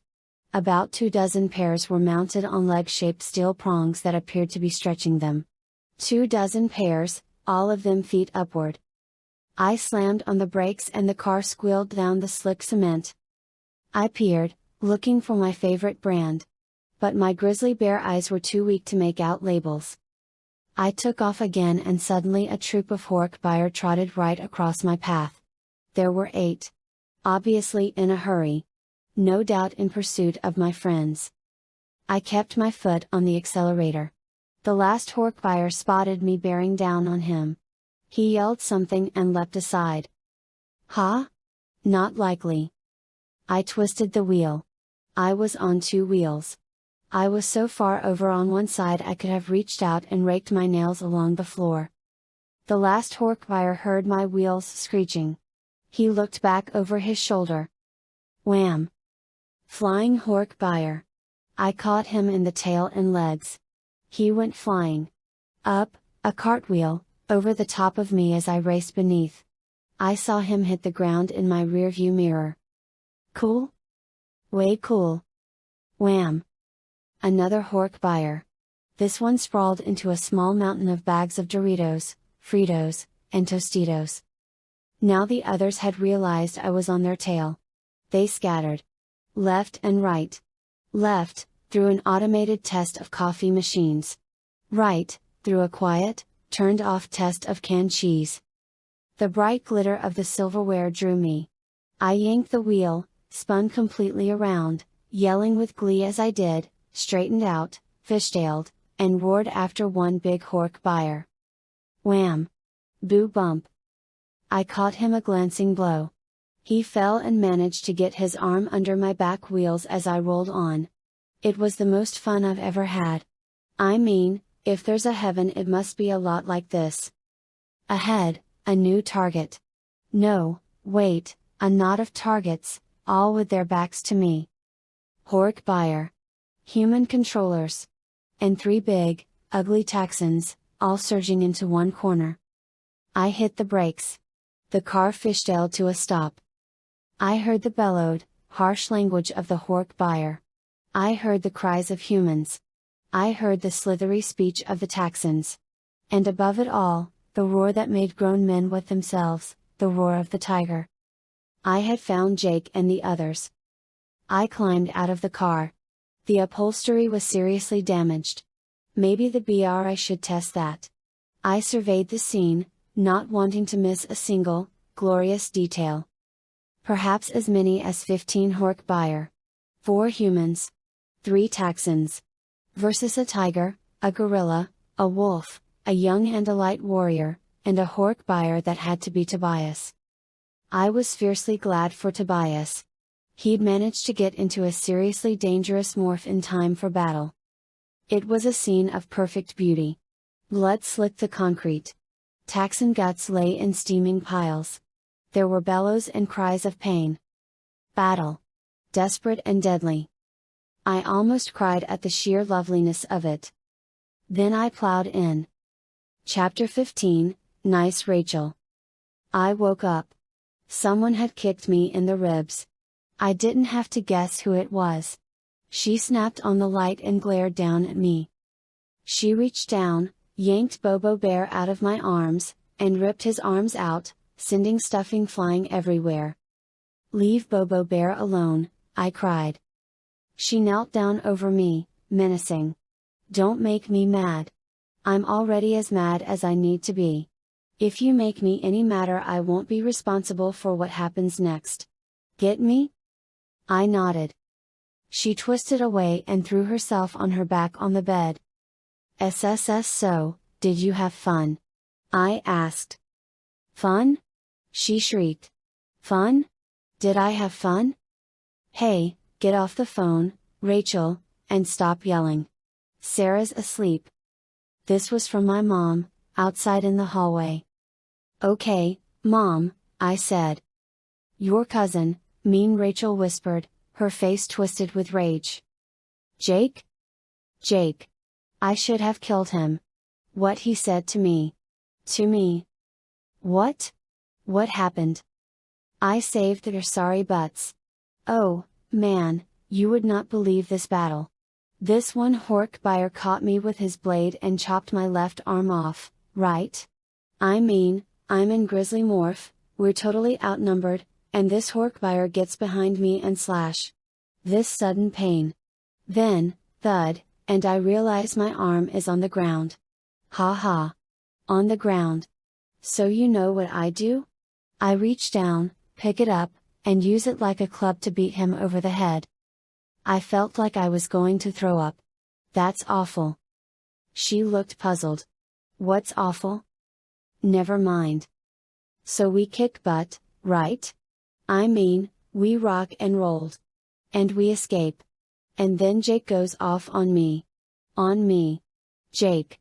On me. Didn't he, didn't he think it was cool when you hit the Hork-Buyer with your arm? He goes off on me with you screwed up the plan. You come barreling in here looking for trouble while we're trying to sneak around and find the stupid anti-morphing ray. Aha. I'm trying to be nice. I'm like you stupid moron, you were getting your weak little butts kicked. I heard the alarm go off and I saved you. I am a hero. But he's, like, Rachel, we set off the fire alarm to draw the Hork-Buyer away. You show up busting in doors and they realize they're under attack. Well, I guess I can kind of see his. Her look stopped me dead. I mean, Jake is such a moron. Exactly. We kicked Yerk butt. That's what we do. Forget the stupid anti-morphing ray, who cares? We kicked Yerk butt. She shook her head. Jake has to go. Well, I started to say. Shut up, I'm tired. She snapped the light off and within seconds she was breathing deeply. I lay there on the floor, in the dark, holding my armless Bobo Bear. What was I going to do? How was I going to live with her? Not that it mattered what I thought, or what I wanted. I mean, I was, like, helpless. She was the one who. I stopped breathing. Yeah. She was the one who would decide what was done. So, what if she decided she didn't like sharing her life with me? Would she? Oh my God, I realized. Yes. She would. Chapter 16, Nice, Rachel. I went to school. It was comforting, you know. It was familiar. It was safe. I don't know where mean Rachel spent the day. I was just glad she wasn't in school. I mean, there are some teachers I don't like, but that doesn't mean I want mean Rachel throwing them out of the second floor windows. Cassie came up to me after English. Meeting, she said. What? Meeting. After school. You know. Yes, I did know. The barn. The Animorphs. Tobias. Her? Or we could go shopping, Cassie said with a bland smile. I'm sure my face lit up. But then I realized, Cassie hated shopping. And meetings weren't exactly optional. She was testing me. No, we'd better go to the meeting. Right? I asked anxiously. I mean, that's what we should do, isn't it?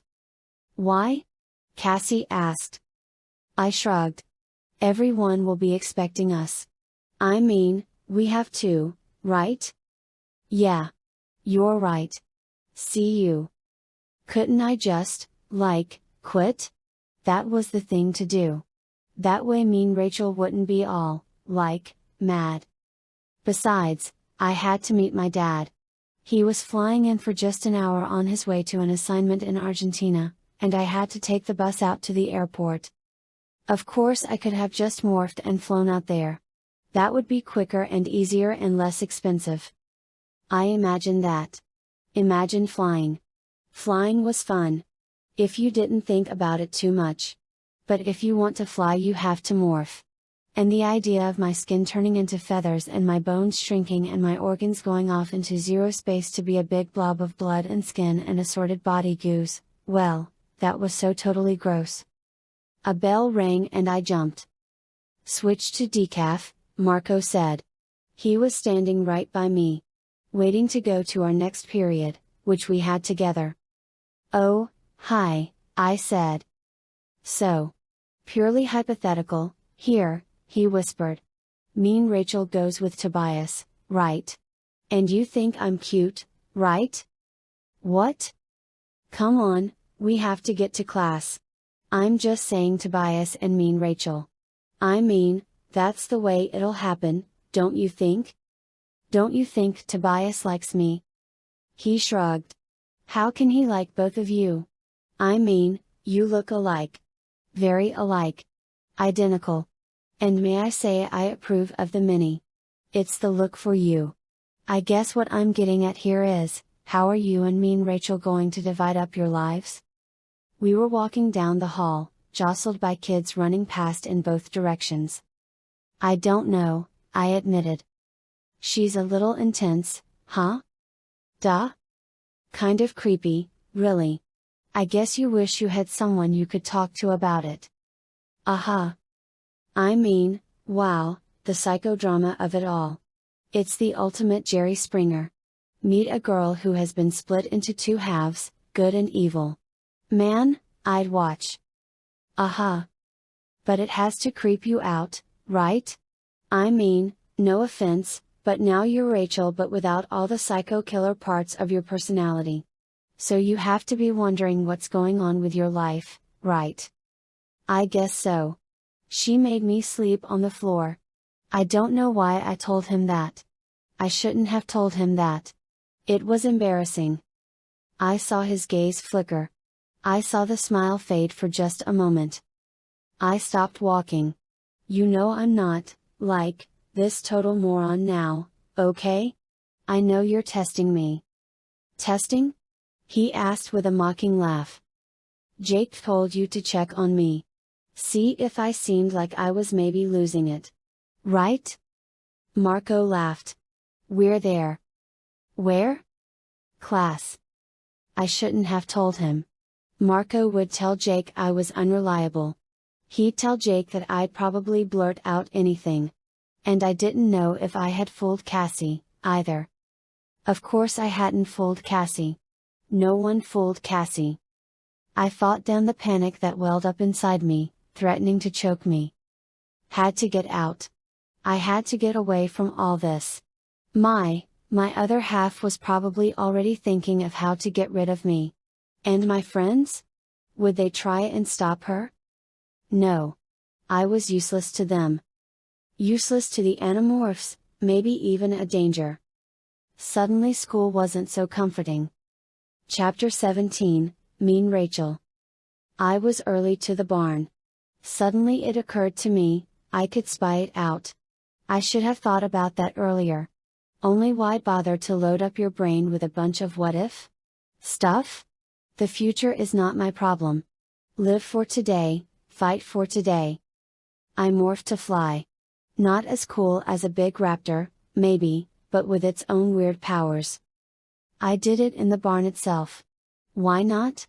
No one else was there. They'd just be getting out of the yawn factory. I stood there, surrounded by creatures of the wild, fierce raccoons, aggressive geese, and rabbits that, well, there wasn't much good to say about rabbits. I focused my mind on the morph. My skin blackened and crisped. You know, like I'd been burned to overdone marshmallow consistency. Only instead of mushy marshmallow consistency, this was like fingernail. My body squeezed into 3 portions. My head was a BB resting atop a muscular abdomen. Below that my waist pinched tight above a growing, swelling thorax. My arms became sticks. My legs extended out and out, thinner and yet incredibly strong. 2 new arms burst from my chest. Ha ha! I laughed gaily. Let my wimpy twin try this sometime. She'd go insane. All the while I shrank and shriveled and seemed to fall toward grains of sand that became boulders and pieces of straw the size of felt telephone poles. Suddenly my blue eyes inflated like balloons. The blue iris turned glittery black. My eyeball itself was shattered into thousands of tiny facets, each a sort of separate eye. Very cool. My weak human mouth, pale lips, and blunt, tiny teeth, became the long sucking tube of the housefly. I tested my wings. I was airborne in an instant. A totally different type of flying than an eagle, of course. An eagle is a killer. A fly? A fly eats dog poop. Ah well. A hunter, a killer, a soldier must do what a soldier must do. I flew, wild and bobbly and blown by any stray air current, but I made it to one of the crossbars of a cage. I rested there, waiting. I didn't have to wait long. But it wasn't my friends who arrived first. It was a boy who seemed, to my fly senses, to be a blurry explosion of weirdly colored light. Eric? His hologram was not designed to fool the fly's compound eye. The android looked around, switched off his hologram, and now seemed to be nothing but a pile of steel and ivory. The colors were still off, the fly eye sees the color spectrum differently.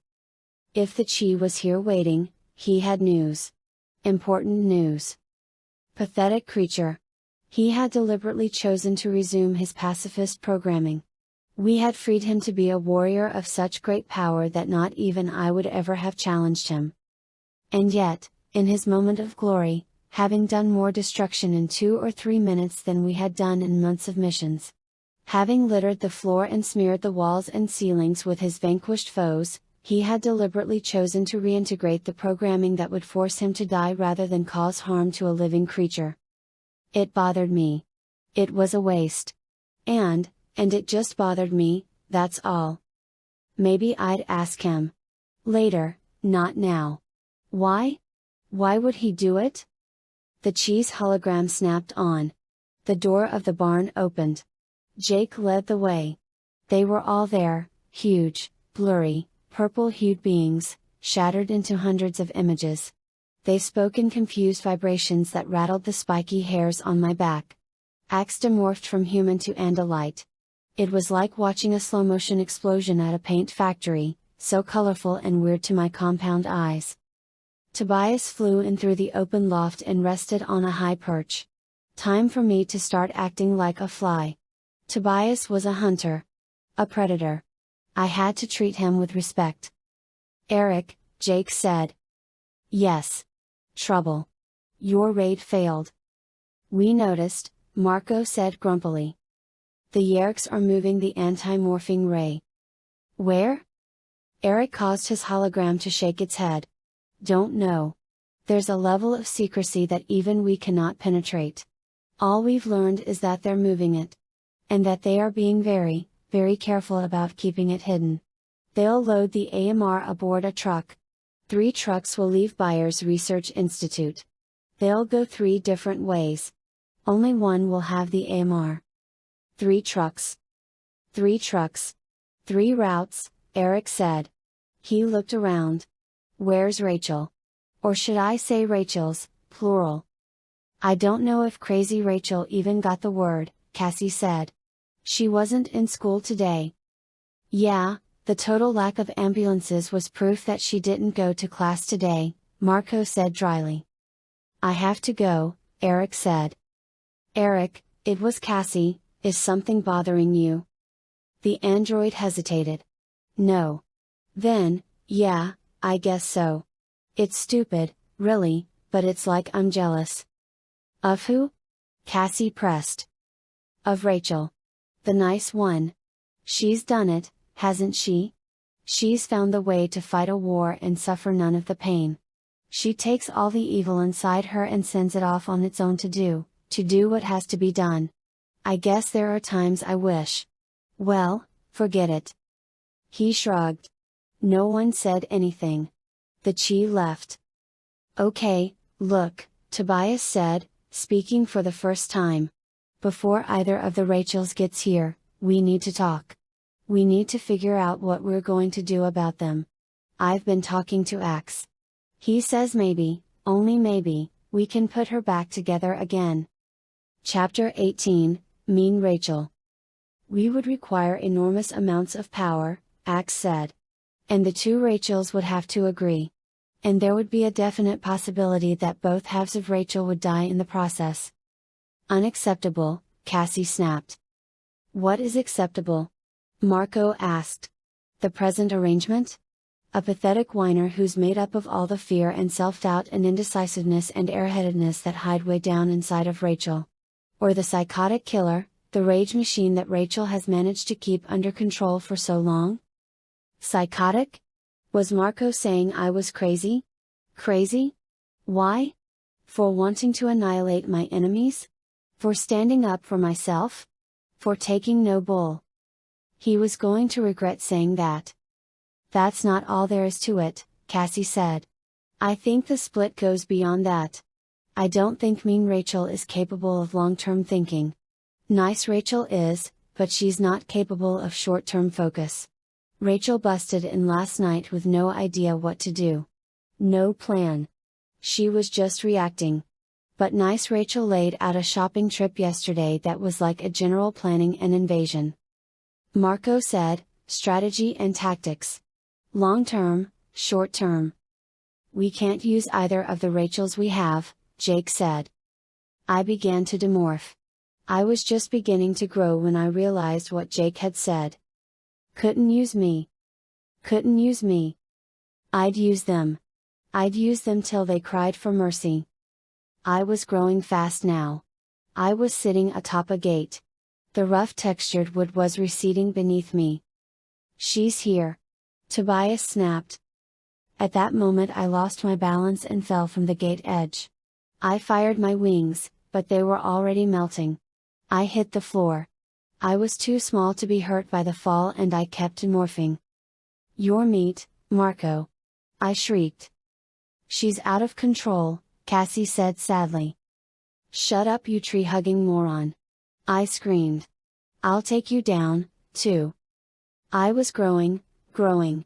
Bigger and bigger. Human first, then I'd morph too, but wait. No. I'd made a mistake. In my human form I would be vulnerable. I was vulnerable. No. Ax? Jake said quietly. I saw huge hooves moving swiftly closer. I knew what would happen. They would kill me while I was weak. They had to. It's what I would do, they had no choice. Don't kill me, I didn't mean it. I wailed. No one is going to kill you, Jake said. Yes you will. Let me live. I want to live. You can't hurt me. You can't kill me. Weaklings. Fools. All the while I was demorphing, growing, becoming more and more human. Although I was still mostly fly when the wimp showed up. Ah! She screamed. I lunged for Marco. Chapter 19, Nice Rachel. Hideous. Foul.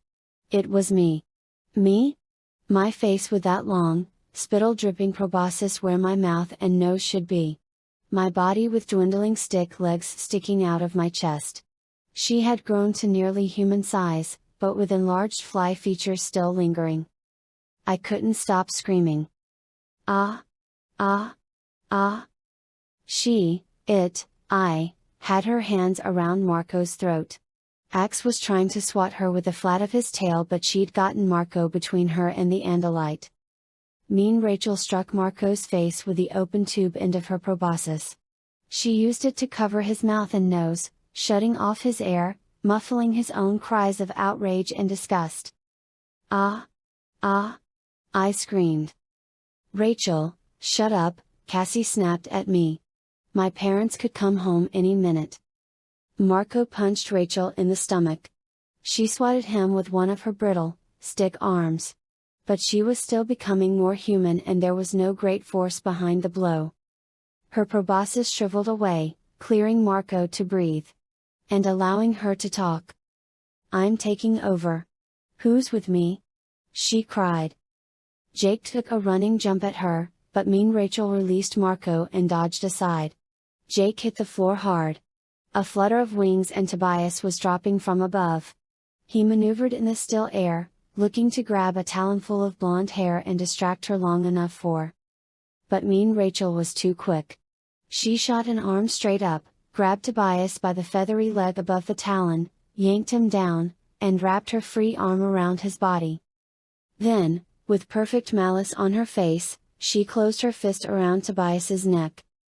Mess with me and Bird Boy here is a dead chicken. Everyone froze. Ha ha. She crowed. Too easy. I don't even need to morph. Rachel, what are you doing? Tobias yelled, more mad than scared. Sorry, my love, she sneered, but as a predator, you'll understand. Okay, everyone chill, Marco said. Chill? Mean Rachel screeched. You called me psychotic. How can a psychotic person chill? I meant psychotic in a nice way, Marco said. I am in charge now, she cried. I'm running the Animorphs. I am the boss. You'll all obey me. Me? Whatever you say, Jake said placatingly. He moved gradually closer to her.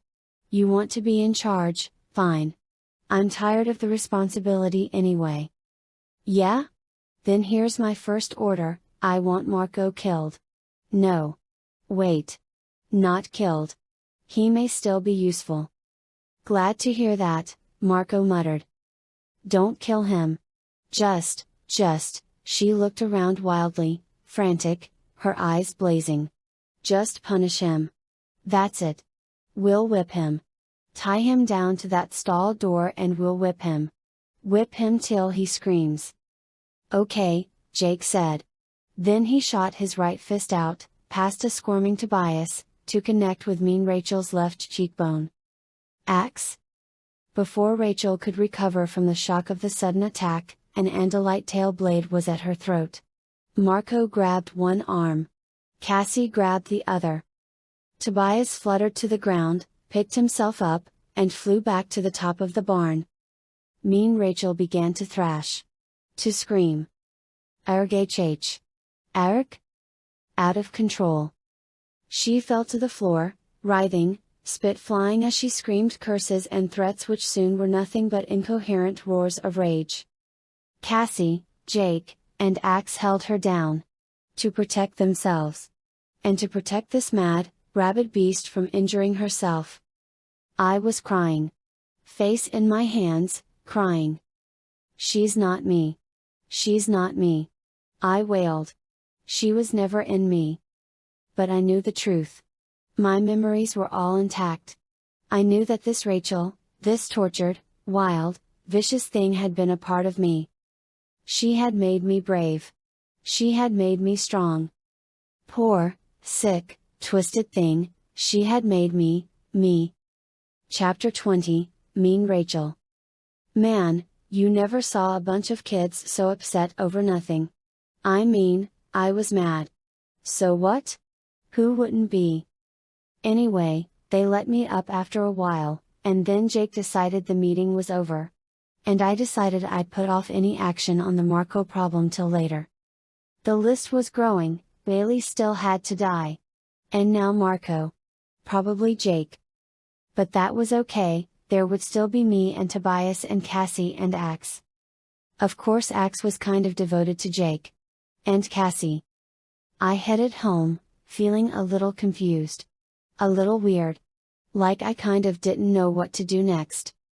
The others would probably never accept me as long as my simpy twin was around. They pretended to like her better. Of course, in a fight who were they going to turn to? Me? I was a natural leader, strong, violent, determined. I could figure out what to do about the truck convoy. I could.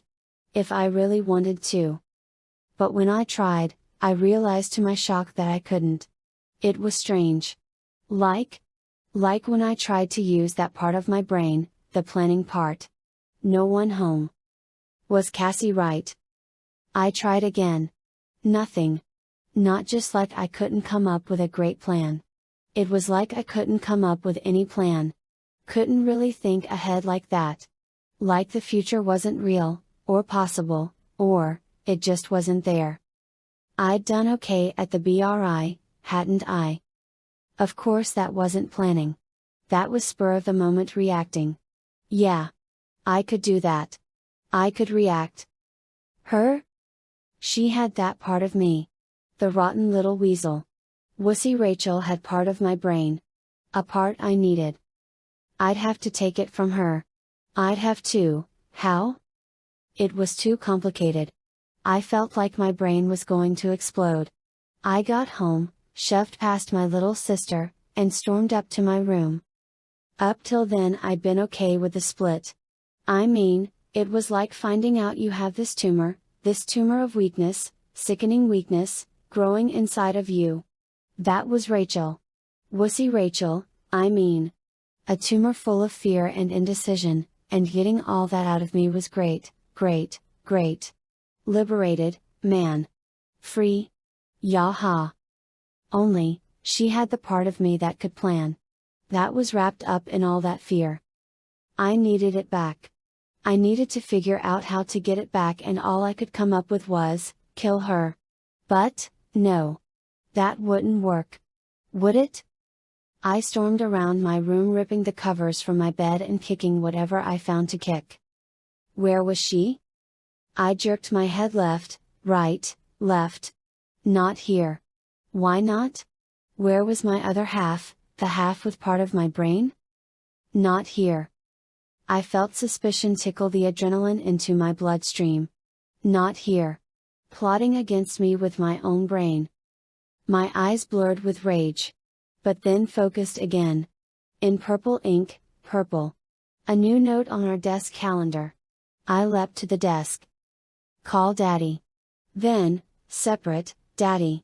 Flight 545. Gate 17. This information worked its way into my feverish brain. I knew instantly that she was going to betray me. Of course. Yeah, if I thought about it, if I strained to remember, I could recall what I'd been before. I had to think about what the old me, the two-sided me, would have thought of doing when we, were depressed or worried. Daddy. Of course. Without me to give the stupid fool some backbone. I was morphed in 2 minutes. I was going to the airport. Yes. That was clear. And then? Kill. Yes, kill. Kill. I wasn't sure who, but I was sure of that much. Chapter 21, Nice Rachel. I was, in the restaurant? Having a croissant? I didn't want one, duh, but you had to, order. Or they don't let you sit there. Anyway, I had my croissant, and I told the waitress my dad would want coffee when he got there.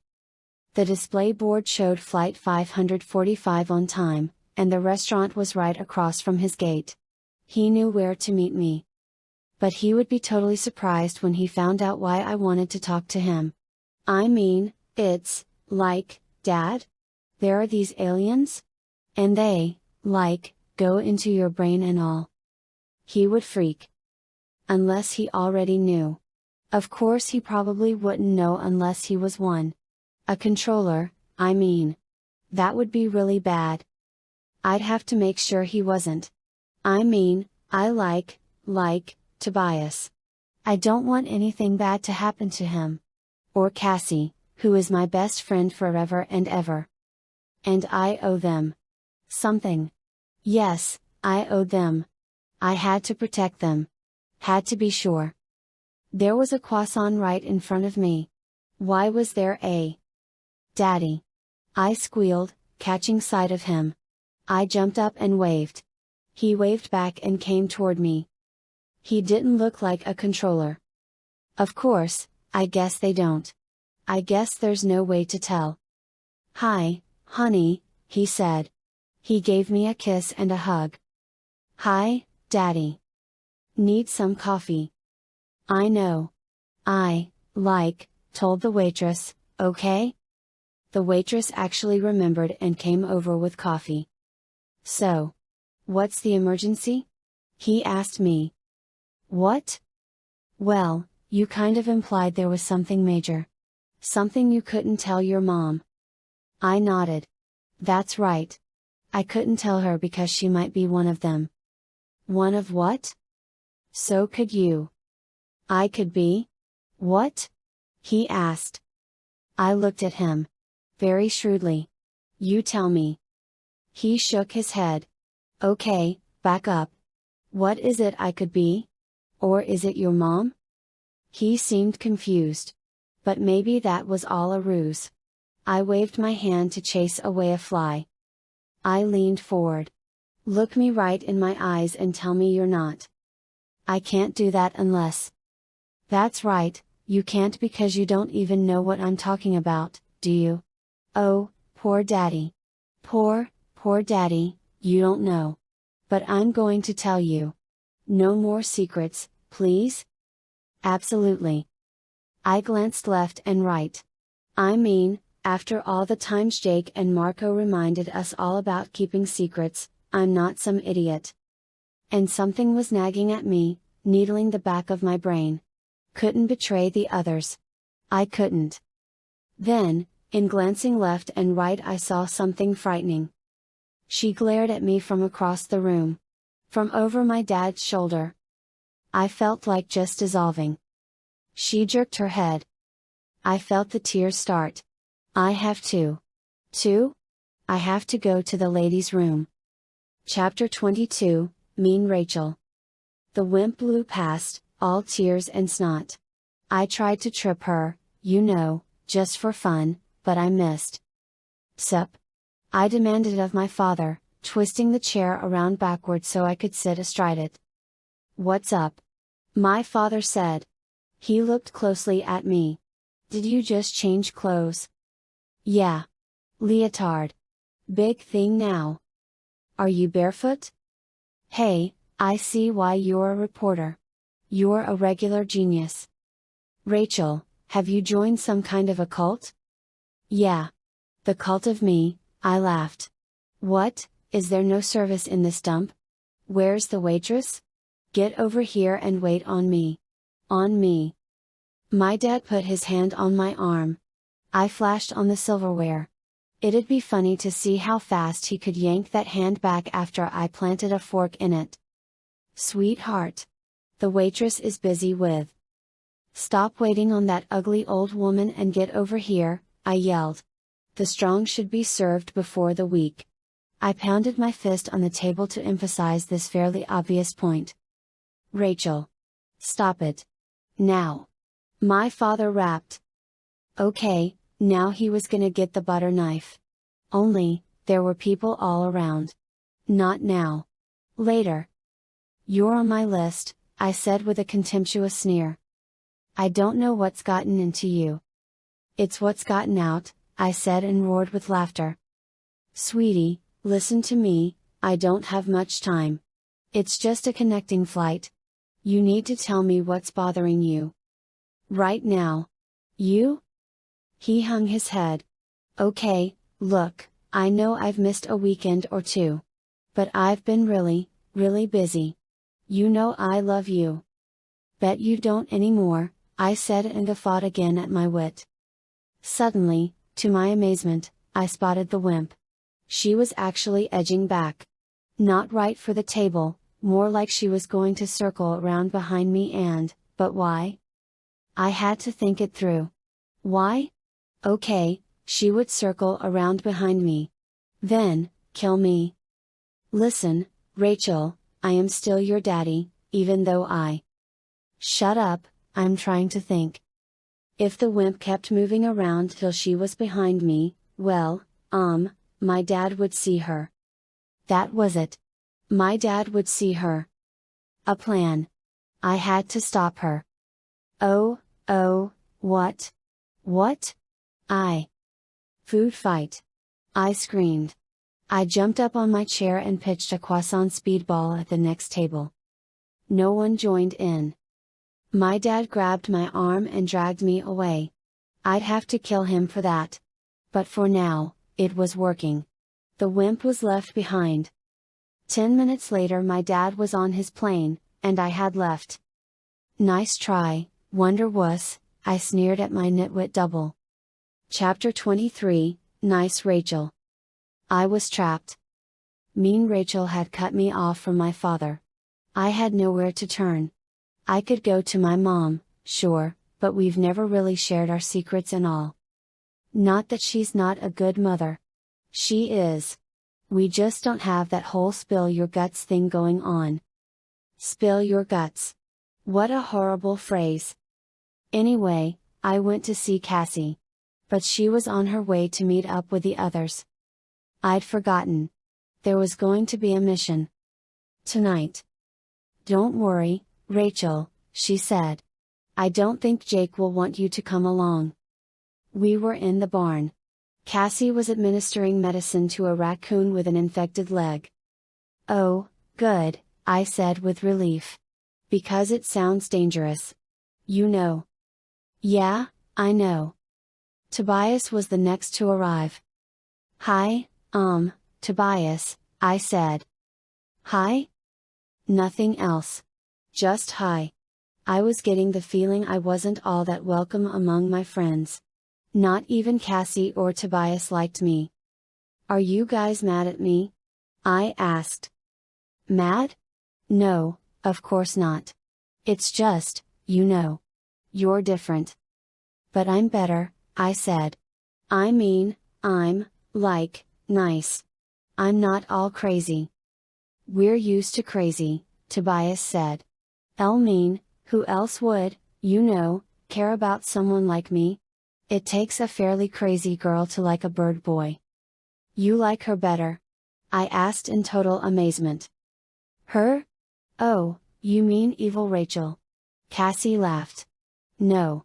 She's insane and dangerous. I just want old Rachel back. No offense.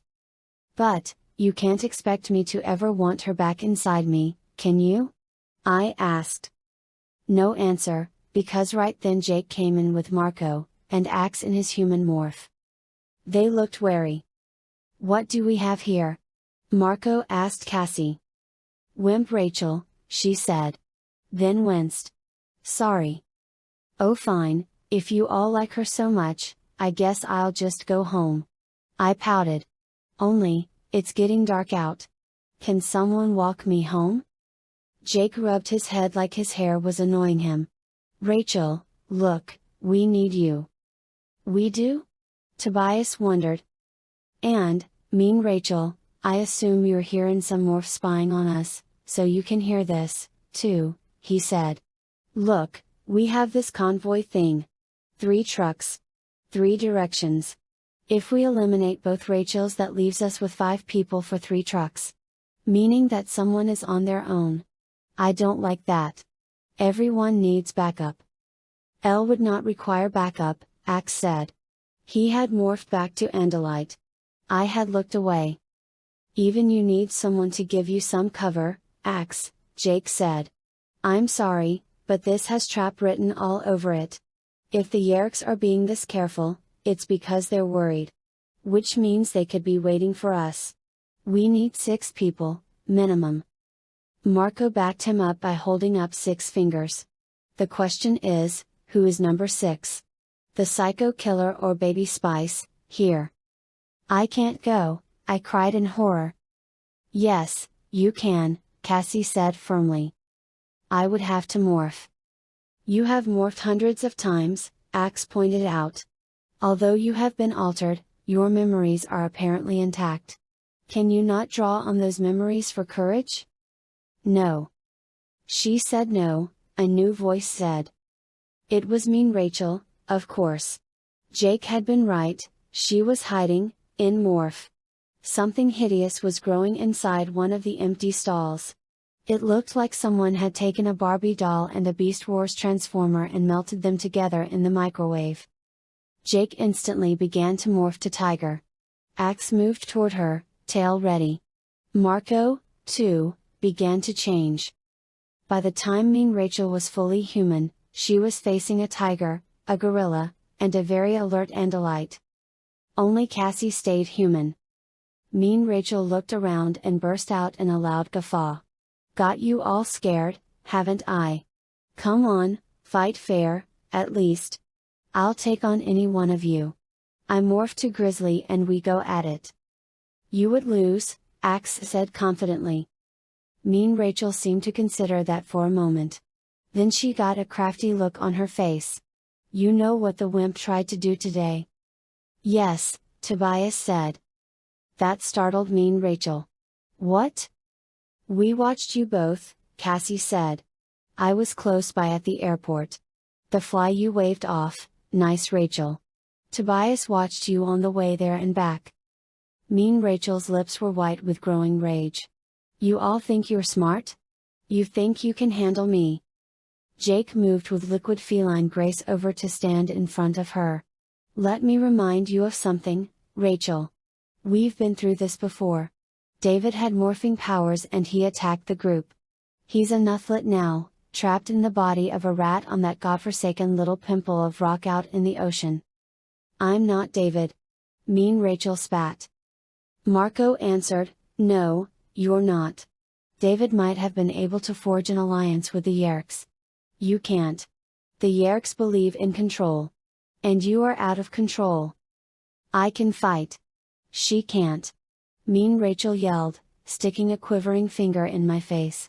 She's useless. No, you're useless, Tobias said. You're nothing but rage and violence. You're a pile of gunpowder, ready to go off with any spark. You blow up. I blow up Yerks. Gunpowder is only really dangerous when it's confined, controlled, used in the right way at the right time, Jake said. I am going on this mission. Mean Rachel screamed. You can't stop me. She lunged at Jake. She attacked him with bare hands. Jake ignored her assault. He waited, while she punched and clawed and pounded on his head and shoulders. Occasionally he would deign to block a blow with one of his lightning-quick paws. At last Mean Rachel sat down, spent. Burned out. Barehanded, you attack a tiger, Jake said. That's why you aren't going. I am going, she said weakly. No. Jake turned his orange and black face to me. You are. No way. Not to fight. Just as backup. Just to run and find the others if I get into trouble. You'll have to morph, but you won't have to fight. I know you don't like it. But, nice Rachel, you are going. Why do I have to go? I wailed. Because? It's your duty. My duty? I thought about the word. Duty? What was duty? What did that mean to me? Nothing. Only? It did mean something. To my surprise, it did. It was kind of weird. But down inside me, untouched by the split, I felt the word resonate. Mean Rachel got the courage. I got the sense of duty. And now that I had touched that part of me, it seemed powerful. Irresistible. Okay, now that was just, like, totally bad planning, I muttered under my breath. Chapter 24, Nice Rachel. If she goes, I go, Mean Rachel yelled. Okay, Jake relented. Mean Rachel looked happy. Until Ax slapped her on the side of her head with the flat of his tail. Then she just looked unconscious. We can't restrain her, Cassie said, looking down at my double. She has all our powers. We can't exactly tie her up. No, Jake agreed. And she may come after us.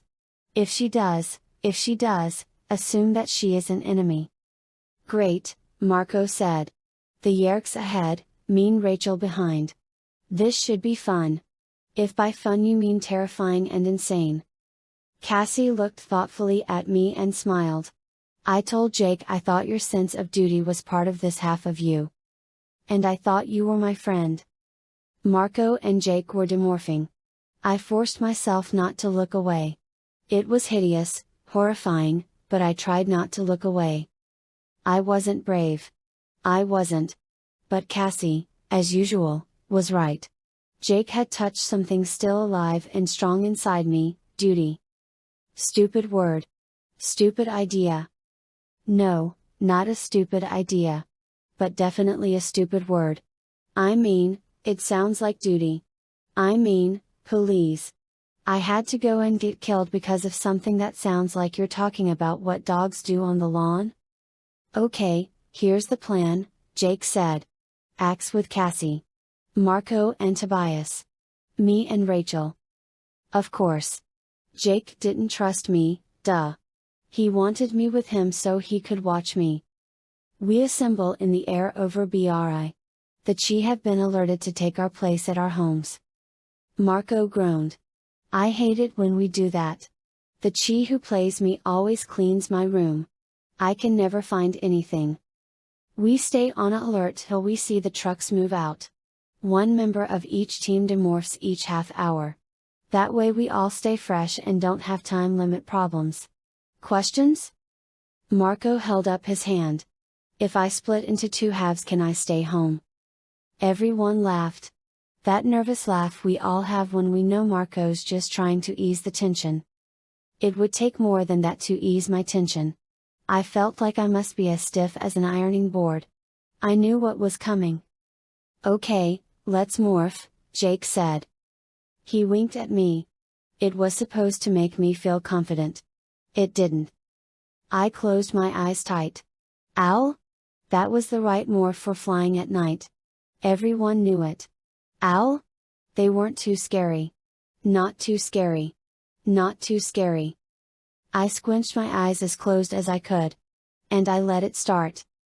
I saw nothing. And, of course, there was no pain. I mean, if you could, like, really feel morphing, it would be beyond any pain. It would be like burning alive while being put through a garbage disposal or something. So I didn't feel it, not in that way. But I felt parts of it. Far away, like when you go to the dentist and they give you Novocaine and it doesn't exactly hurt, only you know it should, because, like, they're drilling into your teeth, so it kind of does hurt? That's what morphing is like. And you can hear it, too. You can hear your bones crunching and grinding as they shrink and twist and hollow out. You can hear your skull as it changes shape and you think, oh. My brain is being squished. And you feel yourself totter, off balance, as your body changes shapes and your feet become hard, scrabbly talons, and when you wave your arms around to keep from falling you feel the extra resistance because now you have, like, feathers. But through it all, I kept my eyes shut. Rachel? You're done, Cassie said kindly. I opened my eyes. Yeah? I yelped in surprise. All vision, of course. Too much. I closed my eyes. Then, slowly, peeked again. You okay? Tobias asked me. No, I wailed. Let's fly, Jake said. Duty. Stupid, stupid word. Chapter 25, Nice Rachel. It wasn't that flying isn't cool. It is cool. I mean, parts of it. Like being able to see everything from up in the air. That was kind of interesting. But here's the thing about flying. You're up in the air. There is nothing holding you up but air. Nothing. You're 100 feet up, or whatever, and in your head you're still a human, still looking at the world like a human, still thinking, oh my God, I'm up in the air. I mean, if you lean out of the window on the third floor of a building it scares you, right? Even though you know most of your body is still inside the building. Well, when you're flying, it's not just 3 stories up and there is no building, and if you start falling you're going to have a lot of time to scream and think about it before you hit the ground and smash every bone in your body. You okay? Cassie asked me. NNN, I said. We flew through the night. The 6 of us. The Animorphs. We done it, I'd done it 100 times, probably. I remembered all those times. I remembered flying to some mission or other and being filled with anticipation. I used to look forward to it. The fighting. The missions. And yet, when I thought back on it now, it wasn't all mean Rachel. I was there, too. I'd been scared. It wasn't that I wasn't scared. It was just that mean Rachel had gotten us past it. She'd made us brave, with a mixture of courage and recklessness and desperation and insecurity. And there had been insanity, too. Something down deep inside that was dark and hard and cruel. I wondered about the others, my friends. If they had been split like this, what would they have become? Did Jake have a mean Jake inside him? Oh, yes. Definitely. And Ax. Neither of them might be as wild or out of control, but they had that same core of darkness. Cassie? No. Or at least a split screen Cassie would be this huge portion of nice and this tiny bit of rotten. As for Tobias. He flew, still his own hawk self, a little above, and a little apart from all of us. If you split Tobias into halves you'd have what you already had, a hawk, and a boy. It was okay to think about all that. It took my mind off what was coming. Which was? Oh, yeah. Following some trucks. Well, maybe that wouldn't be so bad. I mean, I was already morphed. I was already flying. All we'd have to do is fly above the trucks. There's BRI, Jake said. Okay, separate. We don't want to look like an owl convention. For a while after that we just floated in the air. Me and Jake stayed close together, mostly. He didn't ask me how I was doing. Probably he didn't want to know. Then? They're on the move. Marco reported. Doors opening. 3 trucks visible inside the building. Okay, everyone get set, Jake ordered. Left to right we call them trucks number 1, 2, 3. Ax and Cassie, truck number 1. Marco and Tobias? Number 2. Rachel? You stay on my wing. We have truck number 3. As soon as our truck clears the building we intercept and try to land. Land? I asked Shirley. On the truck. Excuse me? I thought we were, like, following them. Rachel, an owl cannot keep up with a truck that may go 60 miles an hour. So, no. Rachel, we need you. No. The trucks began to move, big, lurching boxes below us and a couple of 100 feet ahead. Jake slanted down in an intercept dive. I hesitated. Duty. I let the air spill from my wings and dove after him. Chapter 26, Nice Rachel. Down. Faster. And all in the most eerie silence. Owl wings make not a whisper. The truck, blazingly bright to my owl eyes, grew closer fast. We were going to crash into it. No, we were going to shoot past it and hit the ground. No, we were going to hit short and slide under the huge wheels. Ah! I cried. I'm scared. I'm scared. I'm scared. Me, too, Jake grated. Just stay on my wing. Don't think. Get out of yourself, pretend you're somewhere else.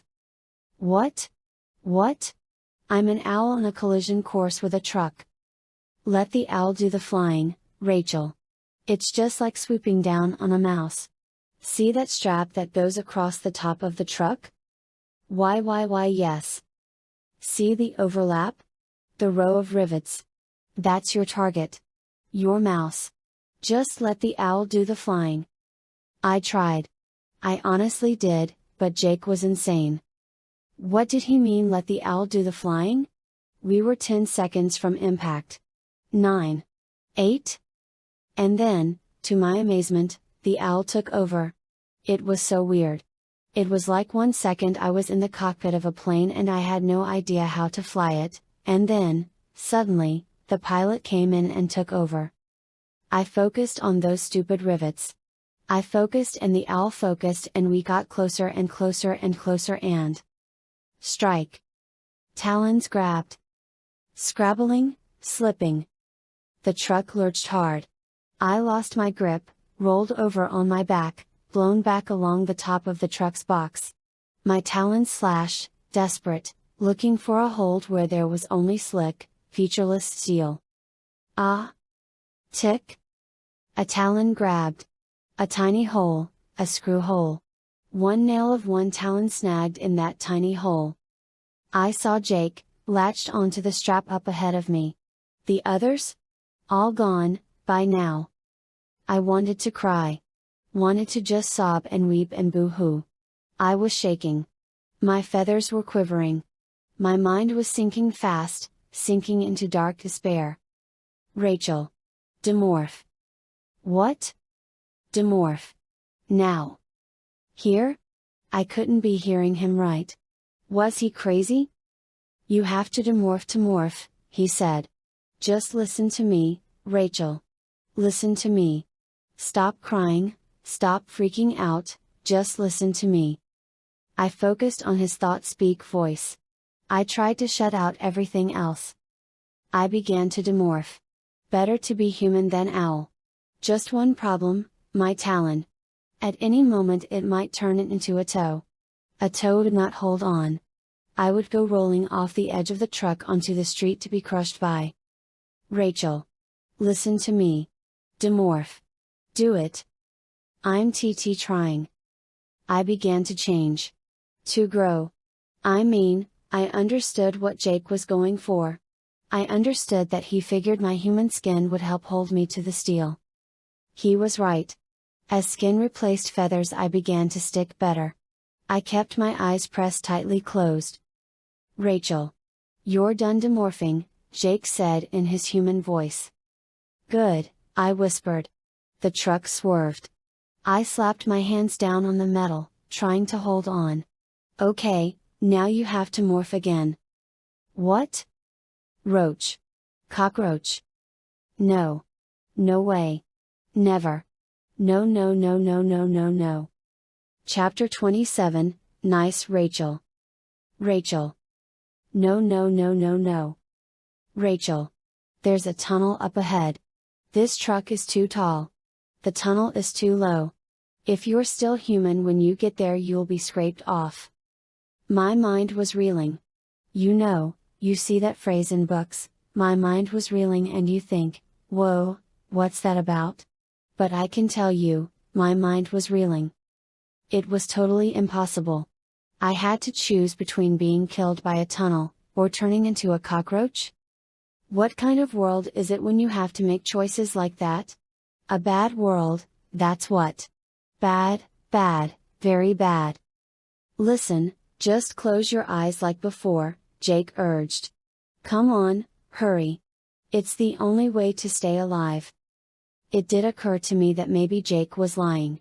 Maybe he was only telling me this in order to get me to do what he wanted. But how could I know? How could I possibly know? I squeezed my eyes shut and kept myself pressed as closely as I could to the cold steel box of the truck. Roach? I had done it before. I'd morphed a cockroach lots of times. Lots of times. Nothing to be afraid of. Nothing to worry about. Except for the fact that I would be turning into a cockroach. Eyes closed, Rachel. Eyes closed. It was so strange. Not the morphing. I mean, yes, the morphing, but that's not what I meant. What was strange was that you can be scared of something, then you go ahead and do it, so the next time you're not as scared. Like the fear wears off, becomes weaker. That's the normal way for things to be. Only it wasn't that way for me. I had now morphed to owl. And I had demorphed. So it should be easier for me now, right? Plus, I'd done it, like, hundreds of times, bear, fly, whale, flea, I had all those memories, perfectly preserved. I knew that had been me doing all those things. So why should I be so scared? But I was. The fear was untouched. Undiminished. Not one iota less powerful. It was like the part of my brain that was capable of thinking, hey, that wasn't really so bad, was just gone. It was. It was in my twin. The thought made me very sad. It meant that I was never going to be able to get brave again. Never. Like there was some kind of fear coping organ and mine had been surgically removed. I was trembling. Shaking? Teeth chattering. Until I had no teeth. Until I had no flesh to tremble. I was aware that I was shrinking. I could tell because my palms were dragging across the steel as hands and feet all became much closer. But I kept my eyes shut and told myself it wasn't happening to me. Wasn't me. Someone else. Not me. Then, the two legs erupted from my chest. I yelled. Only I didn't, because now I didn't have a mouth. I tried to make a yell but I no longer had lungs. No throat. No vocal cords. No tongue or lips. All gone. I screamed in thought speak. It's okay, Rachel. It's okay, Rachel, Jake kept saying. Keep at it. Bridge is coming up. Hurry? Keep morphing. There's time, but don't stop. I kept morphing. Only I wasn't even there anymore. My mind was off, far away. Off in a warm, cozy place with a big comforter pulled up to my chin and my eyes closed and the cockroach feelers activated. I was flooded with sensations. Smells. Vibrations. My eyes weren't closed anymore. Good work, Rachel, Jake said. I guess he said it about 100 times before. At long last, my panicked mind came floating down to earth again and I heard him. Are we past the bridge, yet? I whispered. He didn't answer. So. He had lied. That's Jake, the mission comes before anything. I didn't want to see, feel, hear, but I had no choice. Roach sight is almost non-existent, just vague shapes floating in shadow. But hearing and smell were pretty good. And I could not turn them off.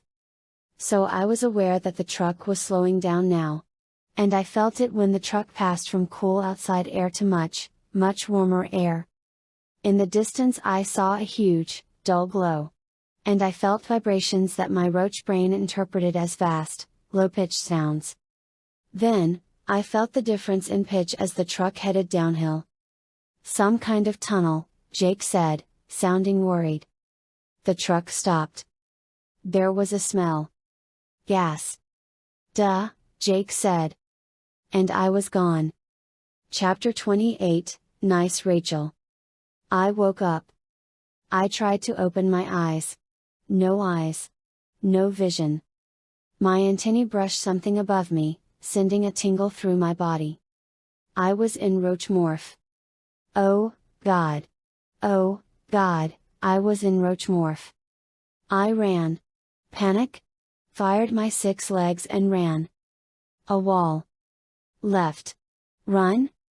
A wall. I was in a corner. Turn around. Other way. Run? Wall. No, no, no. Not walls. A box. I was in a box. In a box. An inch taller than me, an inch wider, an inch longer. A box. Trapped. Rachel, try and stay calm, Jake said. Demorph. I screamed to myself. Demorph. I began to change, to grow, but instantly I felt the awful, unyielding pressure. Walls all around me. Don't demorph, you'll die. Jake yelled. I could barely stand to listen. I morphed back, but the panic, the terror. Oh, God, they had me. At long last, they had me. Trapped. As a roach. As a cockroach. I started screaming. I kept screaming. Screaming and screaming and screaming. Chapter 29, Mean Rachel. My eyes snapped open. I saw rafters. I saw a stall around me. Someone had rolled up a blanket and put it under my head. Another blanket was laid over me. Eric, I yelled and jerked up off the ground. I was awake, up, and mad within a split second. Knock me out? Knock me out? I'll kill you. I'll kill you all. The animals in their cages shrank back from me. As well they should. That was it, I thought. Now they all die. I don't need any of them anymore. Especially not that simpering, mewling, up-talking nitwit double of mine. But how to get them? Had to follow them. That was the first thing. Had to follow them. But how? How? I didn't even know how long they'd been gone. I could have been under for minutes or hours. I slammed outside into the evening air and scanned the sky. A hawk? No, just a crow. How was I supposed to find them? The lights were on in Cassie's house. Did her parents know she was gone? No. No. Of course not. The Chi. That's how we'd done it in the past. The Chi would send one of their androids over, armed with a hologram that would perfectly duplicate Cassie. So Cassie was probably in there right now having dinner. I was hungry. I could kill something and eat it. Focus. It had been one thing following them to the BRI. I'd been able to see them then. This was harder. How was I supposed to track them through the sky? Wait, maybe they weren't too far gone, yet. That was it. Take to the air and hope to get lucky. Good plan.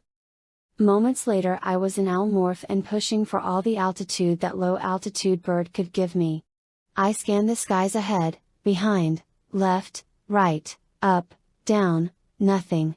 Out over the interstate I flew. The car headlights were painful, the taillights lurid. Too bright. Had to go after them. Had to hunt them down and kill them. Now. Right now. But I couldn't find them. Eric? I could feel the rage frenzy coming on. I was losing control. My wings were trembling. My talons were clutching compulsively at the air. I wanted to scream and find something, anything, to kill, kill, kill. Then, I spotted the truck. The truck with something that could only be a girl morphing to cockroach. Nice Rachel. I crowed to myself. Jake and my twin, both together. Perfect. But the truck was moving away at a pretty rapid speed. Too fast for me to catch. All I could do was watch helplessly as it veered down a circular off-ramp, then turned onto a smaller 4-lane road. The turn around the off-ramp gave me a few seconds to play catch-up. But then the truck was off again and pulling away fast. In 5 minutes it would be out of sight. Once it was out of sight I would have to think about what it had done, think of a plan. No. No, I had to maintain contact. It was the only way. No. No. I will not be denied my vengeance. I cried. Then, at the very limit of my sight I saw brake lights blaze. The truck was slowing. I pushed my wings for all they were worth. I flew as fast as an owl has ever flown. I was practically delirious with the wondrous images that filled my head, Jake and nice Rachel, both as cockroaches. Ha? Killing them would be almost too easy. I could eat them. Yeah, that was it. I could eat them, ah ha ha ha. Or maybe I would rip off their legs and leave them helpless on their backs too. No, wait. That wouldn't work, would it? But why? Some reason. I strained my mind, trying to figure out what it was that was bothering me about that scenario. I pull off their legs. Okay. That was good. Then, I put them on their backs so they can't roll over. And then, I would eat them. Yeah. Swallow them in one big bite. But even that made me feel uncomfortable. Like I was overlooking something. Frustration was building now. It was a physical thing, like a pot coming to a boil in my guts. And the more it boiled, the less I could focus, the more it boiled, the less I could focus, the more. Ah! The truck was slowing. Turning down a side road at right angles to me. I could keep up, now. Barely. The truck approached a vast, rusty fantasy of steel. A foundry? Where they made steel or something? Maybe. It glowed a deep orange in the night. The truck entered a doorway. Gone from sight. I could eat them. One big bite. The frustration. I felt like I wanted to claw my own brain open. Not working. My brain was not working. Now, what? And then, what? After them. Follow them. That was easy enough. Down I went. Catch them. Kill them. Yeah. That soothed me a little. Don't worry about the details. Down and down and down. I swept through the huge, open doorway. Chapter 30, Nice Rachel. No. Rachel. Rachel, it's Jake. No. Rachel, listen to me. Listen to me, Rachel. I know you're scared. I know you're scared, Rachel. Listen to me. Moaning. A moaning cry came from deep down inside me. A soundless sound, a voiceless, pitiful mewling. My brain. Gone. Thinking? Impossible. Just terror. Animal terror. Listen to me, Rachel. We've been in lots of tough spots, Rachel. Lots of tough spots. Ooh. Remember when the Yerks were trying to get to the president and the world leaders at that conference? Remember how we thought we were done for, trapped by, like, 100 hork buyer? Ooh. We made it, though, right? Or remember when we were dolphins and we were in that fight with the sharks? Or how about the time come on, Rachel. Hang in there. Hang on. Oh. Okay, look, I can't see much, okay, just like you. But I don't think we're the only ones. I think I see other, containers. You know, like the ones we were in. I think what happened is the Yerks hit the truck with nerve gas and just grabbed everything that fell out. You know. Bugs of whatever kind. Not just us. Ooh.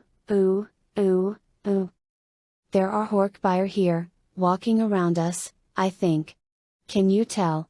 Can you look and see, Rachel? I know roach eyes are pretty lame, but see if you can make any sense of the shadows and movements. It may help. Rachel? I couldn't look. Think.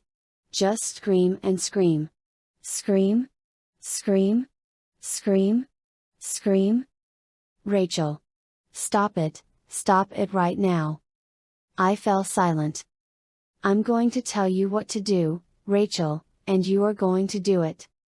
Silent. Waiting. Feeling the terror stalking me, feeling it tickle up beside me, feeling its cold hand reaching right through me. Trapped. A roach in a clear, plastic matchbox. No way to demorph. No way out. Trapped. Listen to me, Rachel, I want you to tell me everything you see. Do it. I see, shadows, moving, All around. Tall, huge. Are they Horkbuyer? Yes. Don't know. Maybe. Yes. Horkbuyer. Oh, God. Listen to me, Rachel. What else do you see? A light. Red, maybe. A clock, I think. Numbers in red. Counting down. Ooh, ooh. I moaned. I knew why they were counting down. Rachel, listen, it's the Yerks playing mind games. They want us to be scared. It's a countdown to make us think we're running out of time in morph. But listen, Rachel. They aren't even sure we're not just real bugs, okay? They don't know, Rachel. They're hoping. They're guessing.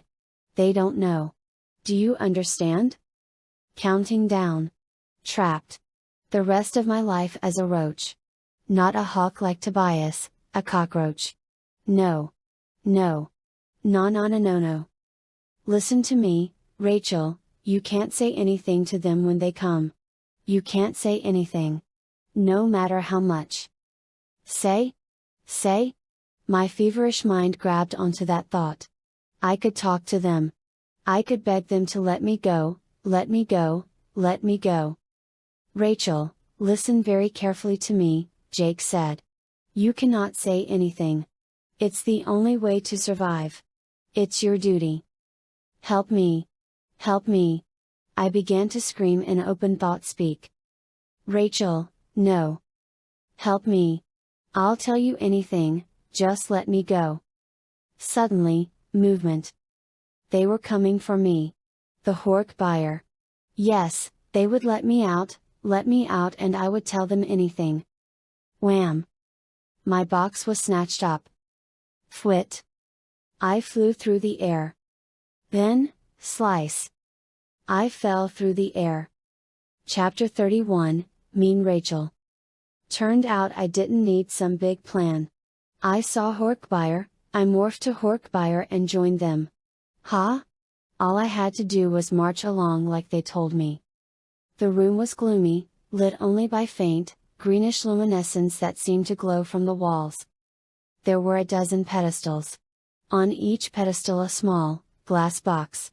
And in each glass box a bug or other small animal. Roach, ant, snail, beetle, fly? Weird? Like some kind of insane collector had gone to a lot of trouble to capture and display some rare animals that were not at all rare. One thing was for sure, Jake and my idiot twin were two of those bugs. And they were dead meat. I laughed. Silently, of course. The Yerks thought they were going to kill Jake and the other Rachel. Huh? I was going to kill them. No one was going to deprive me of that. I was in Horkbuyer morph. Not any different than the other three Horkbuyer in the claustrophobic little room. Except that those three didn't know who I was. They didn't know what danger they were in. Me against three. I had the benefit of surprise. Besides, I was me. Me? Boring, huh? I said to a big old Horkbuyer beside me. He glared at me. Probably a little thrown off by my use of correct English. Horkbuyer mouths and brains don't handle English all that well, so they use a mix of languages, their own, and ours, and Yerkish, of course, and Gallard, and I didn't care, because he was eyeballing me, and I was enjoying the moment of suspense, the point where time slowed down to a crawl as I prepared to attack. He said something about how it wouldn't be boring once Visser Three arrived, and as soon as he'd garbled out the last word, I struck. Right wrist blade to his throat. Aha! He slumped, looking surprised. The second Horkbuyer just stood there, puzzled, but number 3 was a smart Yerk. He knew right away. He leapt at me. Too late. I had a foot up, cocked, as I leaned my weight back on my tail, waited for him to rush me, strike. Arg, he bellowed in pain. Figure it out, yet, genius? I said in thought speak as I mocked the slow one. And then I swung. But even though he was dumb as dirt, he was quick. He dodged. I slammed into a pedestal and knocked it, like a domino, into more pedestals that fell over, sending their little bug boxes skittering. The hork buyer who I'd gut taloned was up, holding his insides with one hand and fumbling for an alarm switch with the other. Brrrrrrr eat. Brrrrrrr eat. The dumb one lunged, dug an elbow into me.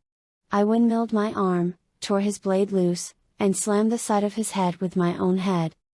He didn't drop. I didn't drop. And now it was one-on-one mayhem. Slash! Slash! Hork buyer blood was flying. Ah ha ha ha! I cried in sheer pleasure. Brr eat! Brr eat! Old Gut Rip had definitely set off the alarm. And now the doomed fool was throwing the stupid bug boxes at me. Ha! Slash! Slash! Slash! Slash! 4 bug boxes, 4 sliced in half by my supernaturally fast blades. My main antagonist saw this and worried. He hesitated. Come on, Yerk, let's dance, I crowed. He lunged. I lunged. Crunch. I heard the sound of a bug squashed beneath my foot. I could only hope it wasn't Jake or Rachel. I wanted them to know I'd killed them. Slash! I ducked. Swiped up, caught my foe beneath the chin. Bye bye chin. 3 of them. I'd taken 3 of them down. I was a goddess. Nothing could stop me. No one. Invincible. And now, to find Jake and the pitiful creature who called herself Rachel. Suddenly, whoosh! The wall behind me slid up. Gut Rip staggered out. Out into a much brighter room beyond. A dozen more hork buyer waited, vibrating with destructive energy. And in the middle of them, the one, the only, the most dangerous creature I had ever fought. Visser Three. Close it, you fool! You'll let them escape! He shouted in a deafening thought-speak roar. I saw his Endolite tail whip and catch Gut Rip with the blade that was sharper than any hork buyer blade. The wall slammed down. Well, he said, more calmly. El had my doubts that we'd caught an Endolite. But now, I doubt no more. Come on in. I yelled. Come in here and I'll kill you. Yes, you might, he said smugly. So I think I'll have to decline. Instead, I think I'll simply wait. Call me when you are ready to submit to me, Endolite. Submit? I'll cut your heart out. No, I don't think you will. See, I have an Endolite body. I control an Endolite mind. And I know how to break you. Oh, yes, I do. I heard a strange sound. Sliding? Slipping? I looked up. It was hard at first to tell in the dim light, but then I realized it was true, the ceiling was coming nearer and nearer. And one wall was closing in as well. Is there anything an Andalite fears more than being slowly, inexorably, crushed? Visser Three said softly. Is there anything a free-running, herd animal like you fears more? I'll kill you! I roared. I'll kill you! When the room begins to squeeze the air from your lungs, call for me, Andalite. Call for me. Chapter 32, Nice Rachel. I was on the floor.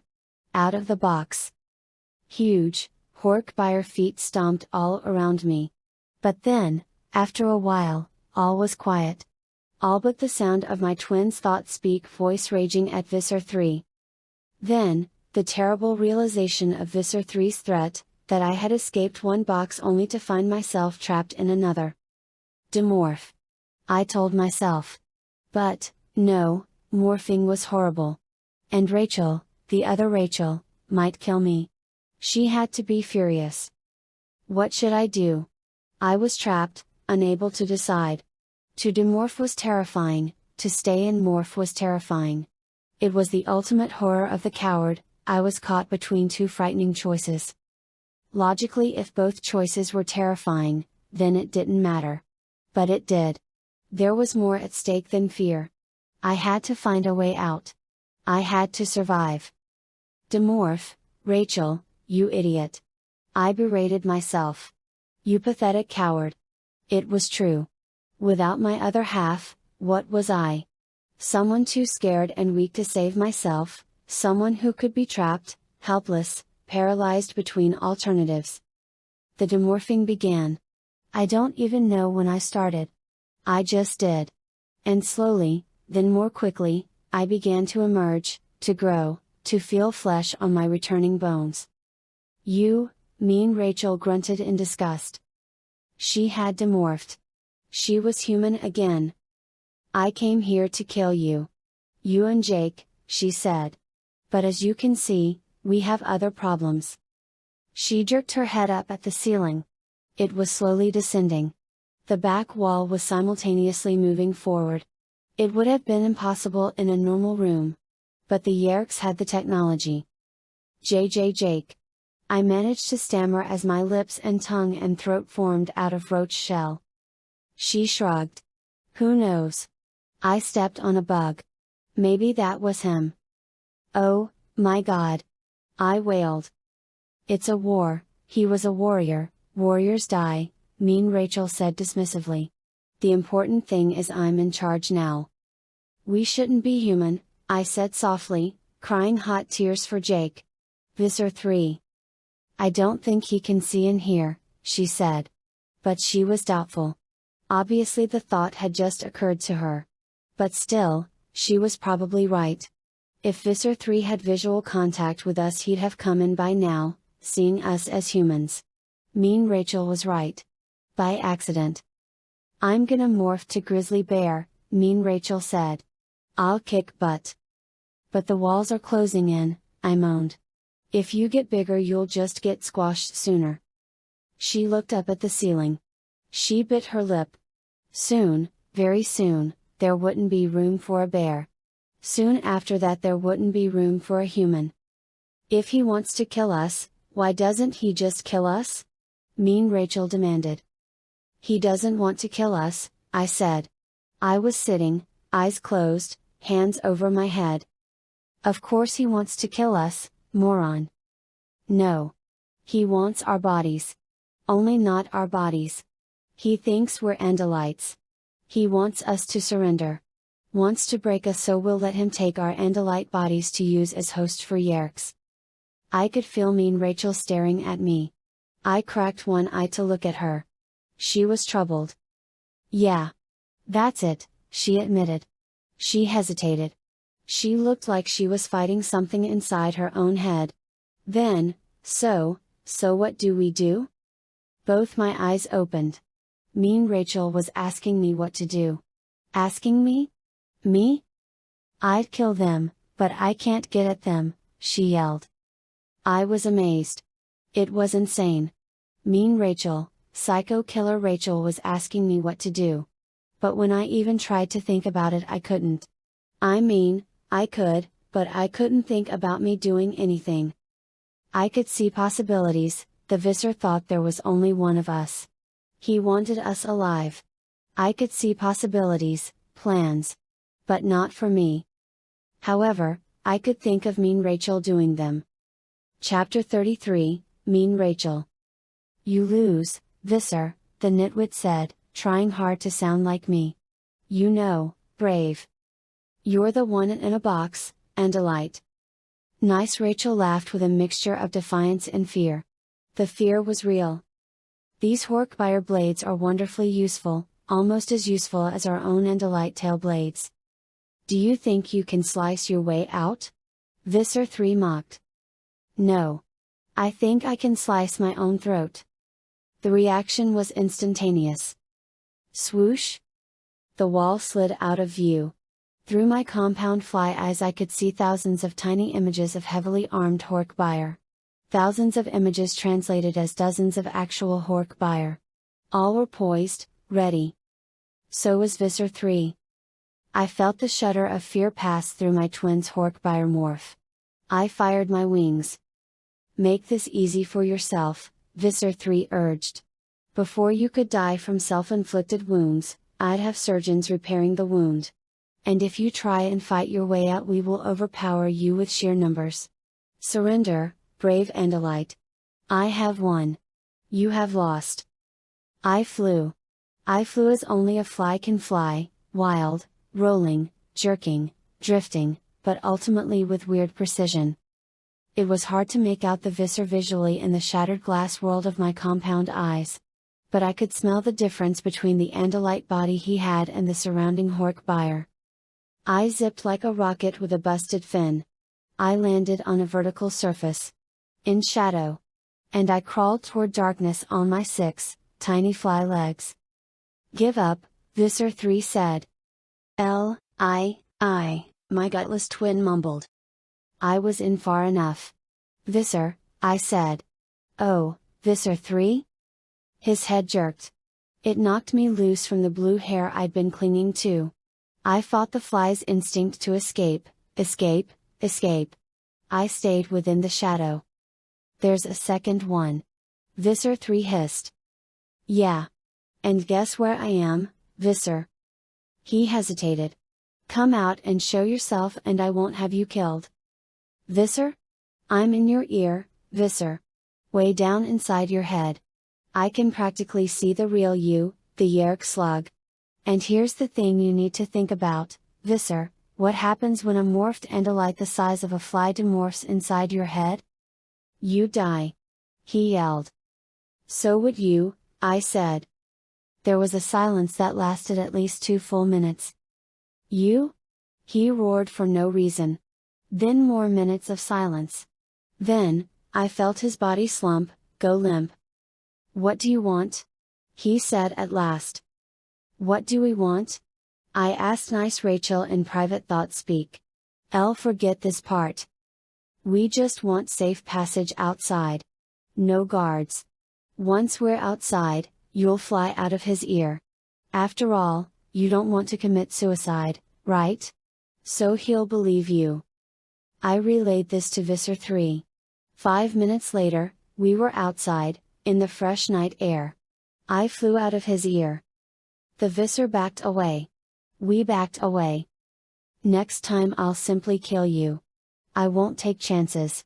I'll just kill you." "Likewise," I said. I flew, Nice Rachel ran, and we put distance between ourselves and the foundry. She collapsed in a mess of tears and sobs, weird coming from a Hork buyer, when we reached a patch of shabby woods. "I'll have to demorph, okay?" she cried. "Then you can kill me if you want." I was already demorphing. Soon we were just 2 identical girls, both named Rachel. Poor Jake. "I can't believe," Nice Rachel boo-hooed. "I'm fine," a voice said. Nice Rachel jerked like someone had stuck a power line in her nose. "Jake? Who else?" I saw what looked like a cockroach demorphing. Nice Rachel looked away, the gutless simp. "That's why I like roach morph," Jake said. "Hard to kill." I was stuck to the bottom of Mean Rachel's foot for a while. Then I limped over onto Nice Rachel. "What, were you just too scared to let us know you were alive? We could have used some help back there. I'll kill you for that." "I wanted the 2 of you to find a way out," Jake said calmly as he became more human than roach. "You had to figure out that you need each other." I barked out a laugh. "Me need her? Her? The wimp? The wuss? The simp? The mall-crawling nitwit?" "Yes," Jake said, almost fully human. "You had no plan, no clue. She came up with the plan. She's the one with the ability to think long-term. Without her you're nothing but rage and violence and yeah, courage. Rage is all you need," I protested. "Nice Rachel," Jake said, turning to the twit. She nodded. "Yes. I know. I do need her. I can't do anything without her. I know she's crazy, but, you know, she makes me be able to be, like, strong and all." "Of course you need me," I yelled. "I'm me. But you? You're just you." "Mean Rachel," Jake said. "Without her, you're out of the Animorphs. Period. You can't join the Yerks. You can't fight them alone. You want to be a warrior? You need to be able to plan, to have a healthy capacity for fear, and, by the way, a sense of duty." "Duty," nice, Rachel said and giggled. Look, Ax has a plan. Both of you have to go along, or it won't work. May not work anyway. But mean Rachel, if it wasn't for her, your other half, you'd have lost back there. She saved you, and you saved her, and you're both just huge pains in all our butts the way you are now, so do it, just do it, or I swear I'll give you both to Visser Three. Chapter 34, Nice Rachel. It was the barn. We were all there. None of the others had been ambushed. Their trucks had all been decoys. The anti-morphing ray had not been destroyed. Tobias was perched in the rafters, silent, watching with his intense hawk eyes. Eric the Chi was there, too. I did not know why. Perhaps he was, curious. You may begin at any time, Ax said. I looked at her. At the face that was identical to mine.